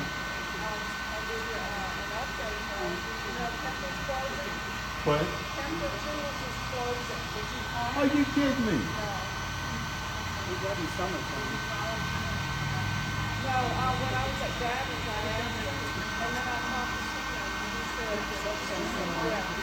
They sent out a letter to the customers. This big long letter. They are starting to. They lost their lease at the warehouse. Well, they were trying to sell the business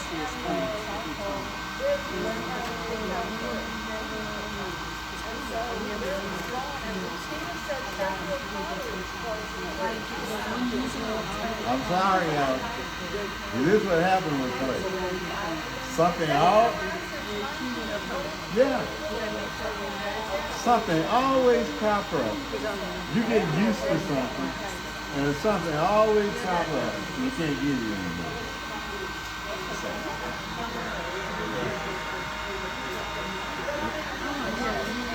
They were the only ones running. They were the only ones running. Yeah.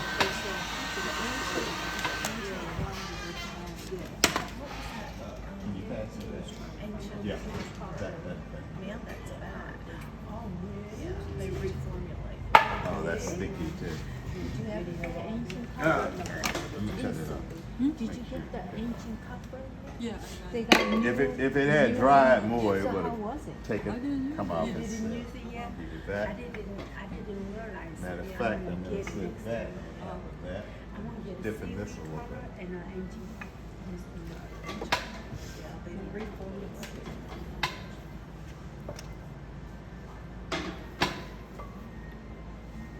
When you're drying things too, one thing to do is to make sure that the sun ain't directly on it. Because if it do get heat from a certain side, you need to make sure that thing is rotating. Because if it don't dry evenly throughout, it's gonna warp. And when it warp like that, or pull to one side, then it creates another problem for you. Create a problem.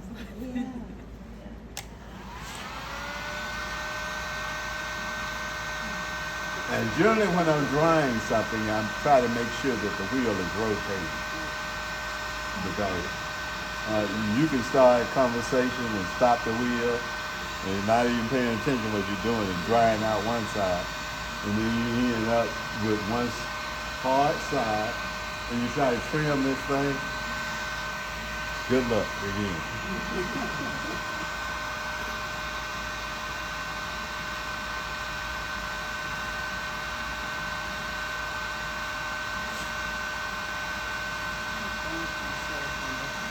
Now you can make little smaller boxes like this too. You can make them even smaller. And you can throw that off the hump. We'll do a throw off the hump deal too before the class is over.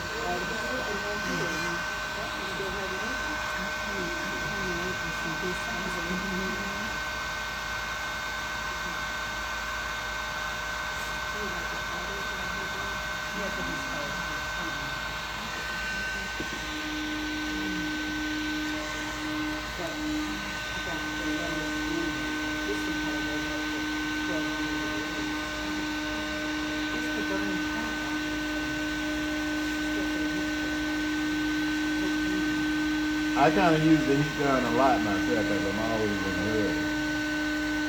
And that's the only reason you use it is when you need to speed up drying. Myself, I'm always in a hurry. I've always got something I need to get done.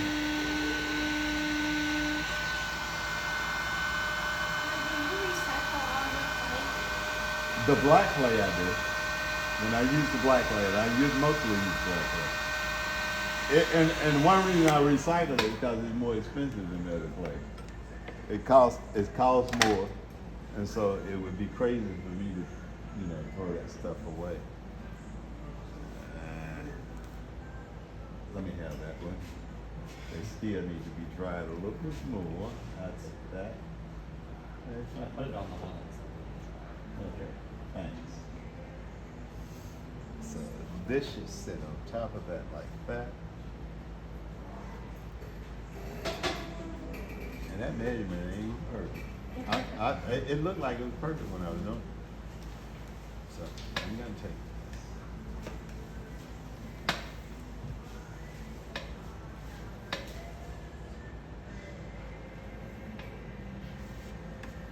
That's why I was telling you about the plastic. You don't really get the measurement.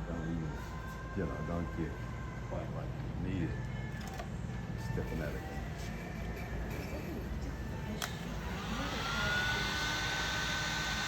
She used to have a couple of them there around. Where is their caliper? Caliper? Yeah, caliper. Yeah.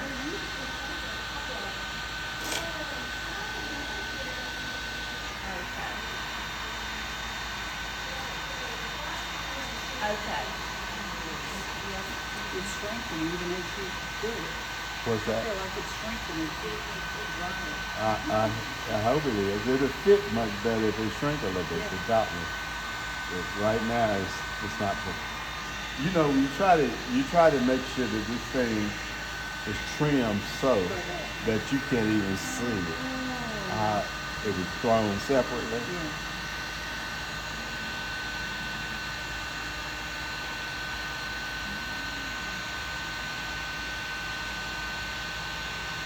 It's strengthening.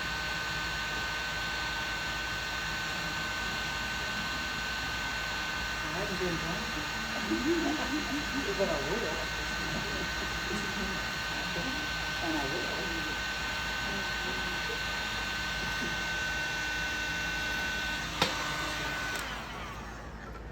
Yeah. Smooth this out again. I see. So let's take this out. That bottom was trying to work on me. So I'm gonna flatten it out again. Because I really want it flat.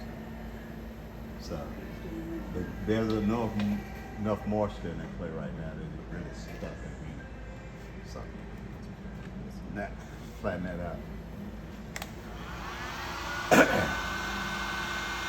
Stiffen that up. Recentering. When you're recentering something on the wheel, it really helps. I mean, when you can take that piece and recenter it on the wheel again, it really helps you out a whole lot. Excuse me.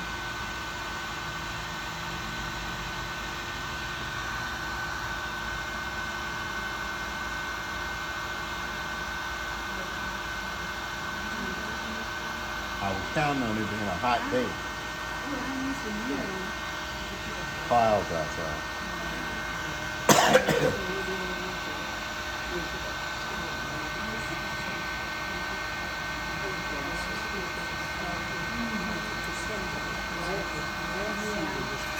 If you throw stuff too thin, you cut it off the wheel. If the bottom is too thin, it tends to warp on you.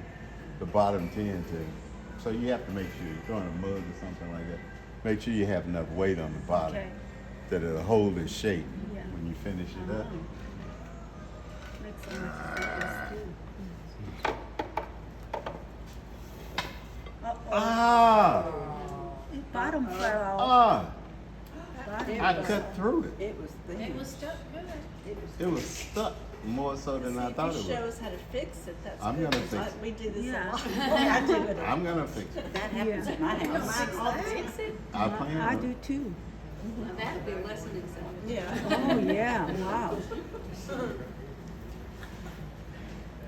The clay was a little.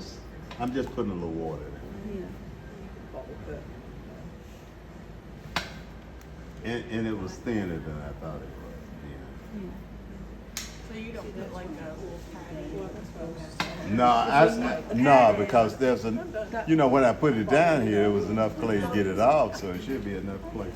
But that shouldn't have cut through like that. Okay, if we patching, what would happen? Like if we layered another clay. What's that? If we layered another layer of clay, Yeah, in there, yeah. that will hold Yeah. air in there, or Yeah, what? if you layered on another layer of clay. We can do that. Yeah, you can do that. You can do that, but you got to make sure you don't trap an air bubble. That's in it. what I was. The, Yeah.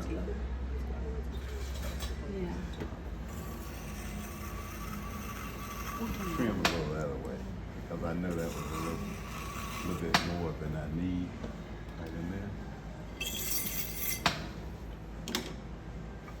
I got careless. Where's that word? Wire, It's hanging. Look, it's hanging right down there. right? Oh. Follow you Down. now.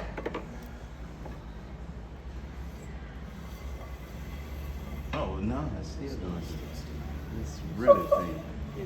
I'm gonna have to put some more Just clay there. yeah, layer it. I'm gonna have to put some Yeah, more clay layer there. it. That's Too thin. God. You could put it on Layer. top of that and make it taller, this. I could, but I want to finish this. You sound like a Yeah. woman with experience. I want to Well, put no, it. just, you know, what can I do with this stuff? All right, I'm gonna fix this. So you at least know you can fix it if you get crazy. So let's center that first.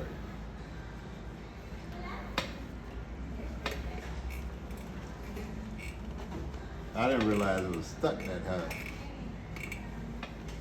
Nice.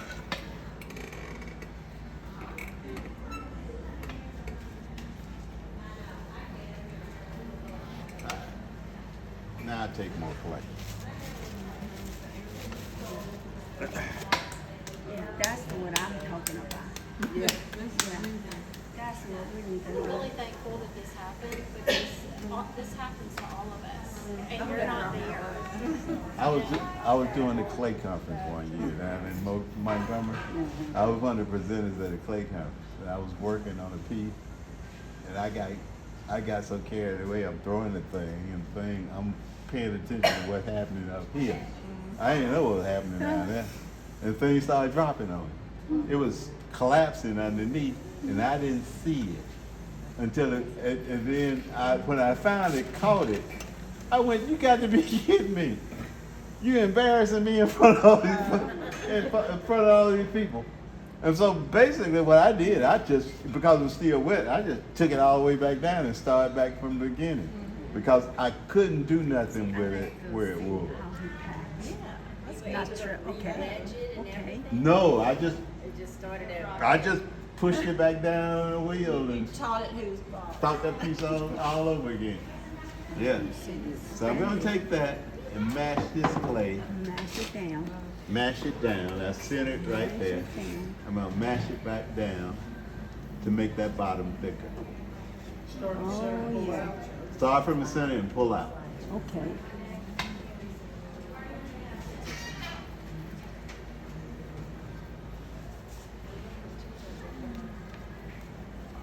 Good to see you. Good to know we can do that.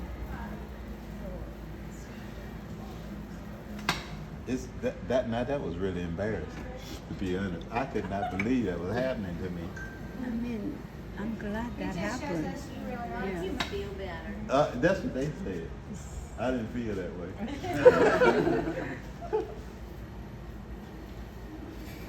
It sort of made us feel. That's what they said too. Oh my God. When I've done that too, it's when I come to the edge, I feel air bubbles. I guess that I'm trapped, you know. You don't want to trap air bubbles in. Yeah. That's one thing you do not want to Yeah. do. You just make sure you spread it out. Yeah. That you do not trap air bubbles in it, because you trap air bubbles in it, you created another That's problem. right. Create another problem for yourself. Okay, there we go. Let me stiffen this up and then see if I can cut that out.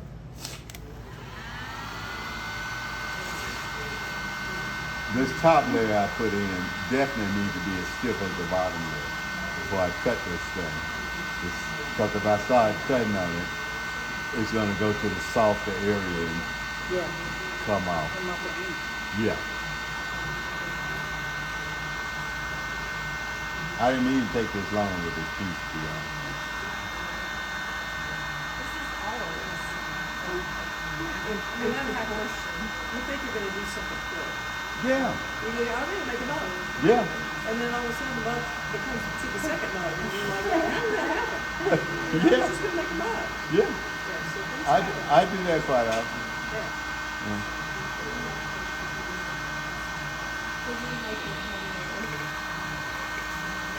Oh, you know, I'm a mass producer. I'm determined to finish this piece. I'm working to see that I'm tired of doing it over there. Done something about a year. I need to do that again. With my potato peel. The more you do, the better you get. So you do putting handles on it makes me not want to do that. I need to. I hate handles. You have an extruder? An extruder? I have a hand extruder. I use those diamond core tools and I like them. It's me that's. Cut this thing. Oh boy, here we go. Got this, Right. Larry.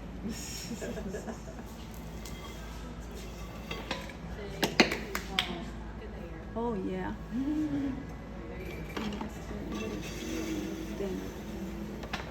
Rid of that.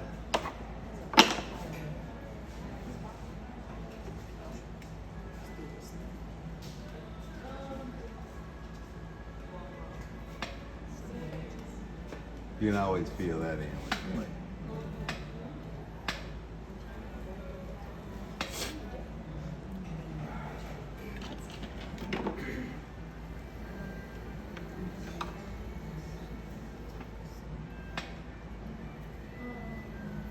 That measurement looks so good when I measure.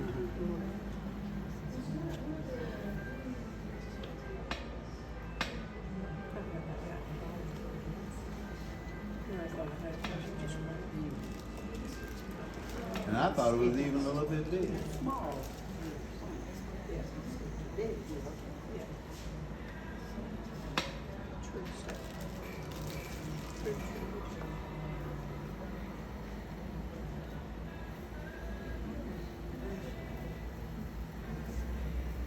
If it was fitting perfect, I wouldn't have this moving on me.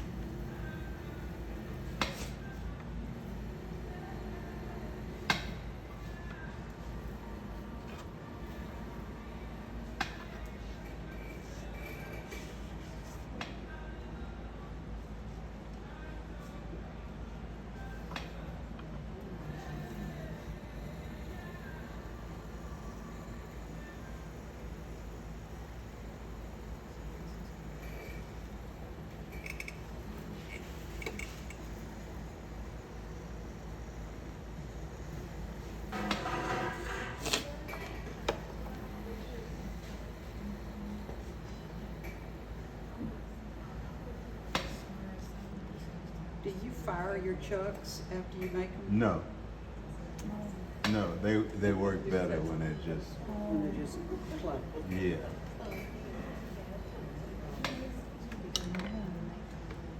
He just bought my ass before I start trying. The chuck? No.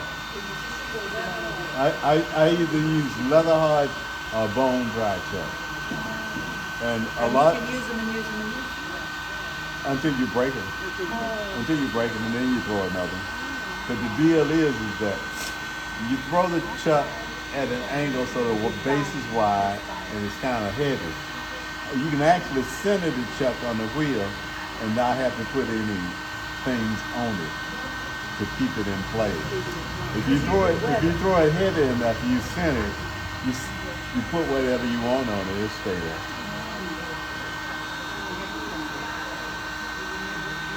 Last year you did a couple of trucks.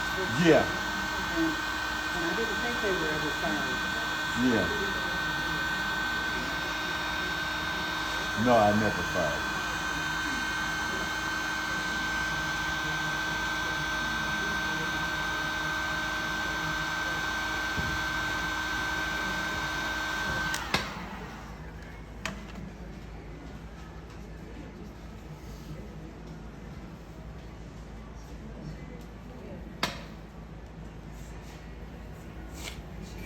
David Leach, one of the Leach potters. I ended up in a workshop with him when it was at Berea, so he did a lot of little boxes, much smaller than this. And that's the reason I wanted to do boxes, because I show you can actually do a lot with a little clay. You know, you don't have to have a whole lot of clay. Make Is something. that, what's his name, Leach's brother? He was a son of David Leach. Okay, David was the dad. Bernard Leach was the, There's a book about him. yeah, Bernard Leach was one that started the whole thing. And then his son, one of his sons was David Leach. Okay, And then there's some other Leaches out there. yeah. And they kind of like do videos and stuff like that. Yeah. They were English potters. Yeah,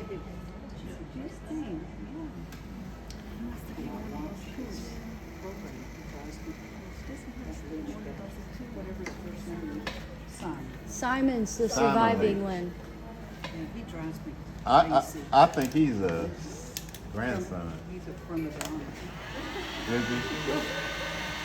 I mean, That's- he wants you to be there for him to set up his camera and move his tripod. I can believe that. And show all the ghosts and watch him drink too. Yeah, he come from that family. Get on with it. He come from that family. I can see it. He's probably David Leach's son. But David Leach, you know, at Yeah, that. Simon had an older brother that was real famous that died a couple of years ago. Okay. And then their daddy was the big guru that had the hook on. Okay. Yeah. He basically, they label him as being responsible for modern day ceramics in the Western world because he actually went to, Bernard Leach went to Japan and studied under Hamada, and during his lifetime he was a living treasure in Japan. And a living treasure, anybody, no matter how good they were always considered apprentices. They were apprentices as long as he was alive. There's only one master potter, and so he was the master potter, and everybody that functioned under him was just apprentices. And so David Leach, his son, David Leach studied under Bernard, which was his father, when he brought pottery back to the Western world as an art form. Up until that, And he was English. yeah, it was English. But his sons moved over Yeah, here. up until that point, pottery was only looked at as utilitarianizing, as something like in the United States, it was just moonshine jug. It was just, they called them jug potters.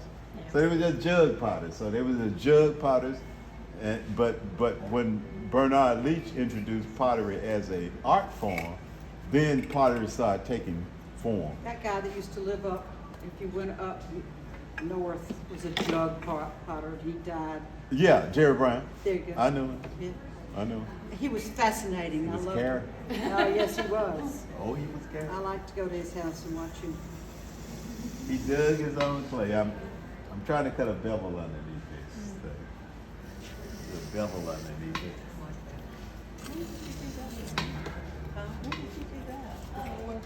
Years ago, my daughter lived in Memphis, and so I had to do that highway all the time. And his place was right off the highway. There's a trimming tool Where? underneath the yellow. You used to go, and they saw your car pull up, they'd go out there, and they'd throw a jug. Thank you. They did all those. Because I was ones with really the ugly confused. faces based on- Yeah, what I do with that My stuff? daughter I did, know, I'm but with you. I didn't need. Okay. Don't have a place in my home for So now a that this post jug jug. and fit on top of that like But he was that. fun, and I bought a couple of those. Yeah, All the- this he used a edge gray right clay here. that You always can make had this blue fit a whole lines. lot better. So I This is have not as red good ones. as I thought it would be for the way that thing it fits. was. It's got a little break on movement the in trail. it. I don't like that. But it had a lot more than that. Yeah. And then you can take the fettling knife. This is the part where you can really go crazy. And this is the part where you can really go foul really quick. But you can take the fettling knife and basically slice down the side to make facets. To make facets. That's where the fettling knife come in. Now it's kind of hard on the surface because I've kind of, yeah. See that? Now I cut through the inside. Potato peeler. Cut through the other side. So that's what I get for not throwing this thing away. You cut through the lid? The bottom. I'm not gonna fast it now because I realize now the walls is not as uniform as they need to be. Because Can we it, see what you did on this side now? well, I don't. I mean, I know. I but I see what- I just patched wanted it out. I should have left it a lot He, thicker. cut a hole and then he I patched should have it left it a with lot piece of thicker cut. because I was gonna facet this thing. Gotcha. So you can block it all at angles, and then you have this rounded area. So you can have more of a faceted dish rather So than. you make same height as the bottom and top, same height? No, this actually was more clay than I should have used on top, to be honest. This should be a little shorter. Oh, lid You know, have to be a little yeah, shorter. it should be a little shorter. So I'm gonna let well enough do before I embarrass myself really more. So no take this. trim it up a little bit. I'm gonna facet just a little bit, but I'm not gonna do it to the level that I thought I was gonna do it. Because the clay, you know, I don't know how I got that measurement that, but I have no idea how I got that measurement. It's those red calipers. You Yeah. said they weren't accurate. Yeah, Hey, don't diss my cat. I think you need to go back to Davins and buy yourself. I have some at home. that, if you throw it thicker, you throw this thing thicker, the walls thicker, you can facet this thing and have it all blocked in. And then you can take this area right in here. You have a scorpido too, right? Yeah, it's, In here? no, So you weren't gonna put a knob or anything on No, it? I'm not gonna put it out. I was gonna, gonna do it it was like gonna be that. designed to lift off like Yeah. that. It was gonna be designed to lift out like that. Now this area is a little taller than it should have been, and you might see that angle on the inside. It's not as square as it should be. That's why I'm cutting through. I didn't square it off as well as I should have. These are great lessons. It should be squared off. Yeah. Good lessons. If Okay. somebody does a booger, it helps. It really, it's good lessons. I appreciate the book. Well, you meant to do well, that I'm alone, going didn't to you? leave it home. You do that booger. I'm gonna go get In one out of the here. little loop too? I have a, I have, well, I have. In the little loop. Good luck to your husband, if he wants to go right up. That was close to me.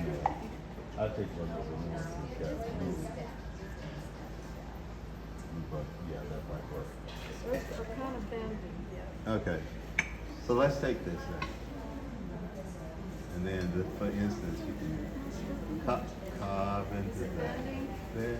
Remember that super thin? Yeah, thank you for reminding me. Like this guy? Let's take that. The loop tubes come in handy. All these loop I tubes. got a bunch of them, They but I come in lost handy. my Sgraffito. So, that's okay. It's probably at home. I have So- a rounded one too, if you want. Yeah, I'll take it for 1 minute. Take that, thanks. So how many tools do you think that you actually use? You're not gonna use as many as they try to sell you. Yeah. And all that stuff they try to sell you ain't good. Just remember that. You try to find things that will work for you. A lot of times you can find some stuff out there that's not necessarily sold, that you can kind of invent some stuff for yourself. For instance, I used to take nail heads. If I want to make indentions in clay or screw head, if I want to take that and press it into the clay, I can get those images pressed into that leather hard clay by just using the head of a nail or a head of a screw or something like that. Courtesy of Larry and his Sgraffito class.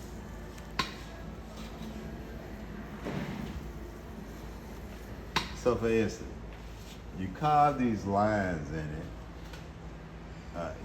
around the top, and that way the glaze have something to play with when you start glazing on it. So you can actually make these.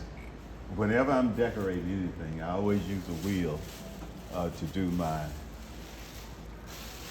horizontal line, those lines, and then I carve my vertical lines in. But anyway, when you do these, all it takes is a line, and a line can make a world of difference in definition of where the shape changes. For instance, here, the shape changes here. So let's put a line there. And so the glaze play off of that, breaks around that when you start adding that. Or you can double line it, do a double line. There, something like that. And so you got things to play with. Now you can go in and fill in the areas if you want to. You can go in and just break up space and fill in areas like that if you want to. Diagonal line, zigzag line. I tell you one other thing that works a lot well too is the triangular end of one of the cones that you use in the kiln. So if you take the triangular edge and try to press into it, the clay, you can get these triangular patterns on your piece. So it's just using what you got. You can take those triangles and you can build a lot of triangles, because and it looks really complicated. Ain't that complicated, but it looks really complicated by just pressing those images into the side of the clay. And you got to make sure that the clay can, when you're pressing it in, that it actually would press in at that, at how dry it is or how wet it is. You don't want it too wet, you don't want it too dry. You just got to find it just right so you can press that in. And you'll be amazing how steady that form looks when you add those little elements in on. You'll be absolutely amazed that just that little thing, the pressing those little things on the side of it just makes that clay more stable when the finished product comes out. Yep. But anyway, that's that shape right there. I got that little budge I done cut in there, so I'm not gonna fool with that anymore. But that's pretty much it. So we need some metal calipers. And the thing about cleaning up burrs and stuff like that, when you get like this, you want to clean that up when it starts drying. Okay. Don't worry about trying to rub over this stuff with a sponge, because when you start rubbing over it with a sponge, you're gonna smear it. You want to wait till it completely dry and knock this crap off. And when you knock it off, it cleans it up a whole lot better. Yeah. You know. So With that green sponge? The green Brillo thing? you can get the Brillo thing and knock off those burrs. If you need to knock off burrs when you got stuff like this built up on it. Because like I say, when you start sponging it on, you just sponge these things right back onto the piece. And you end up wiping it and making it wetter than the thing actually should be. And the more wetter you make it, the more problems you present for yourself. But yeah, that's pretty much it for as that is concerned.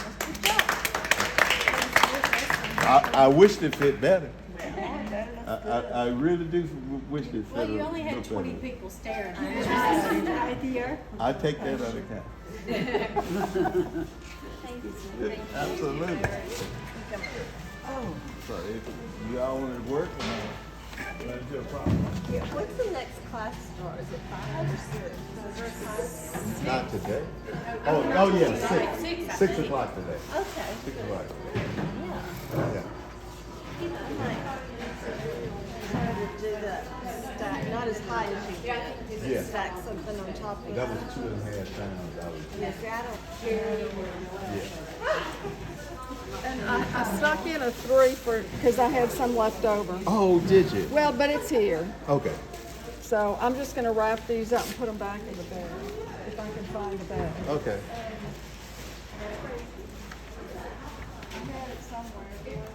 I'm gonna do my best when you class y'all to finish up a piece during the class. When the weather starts,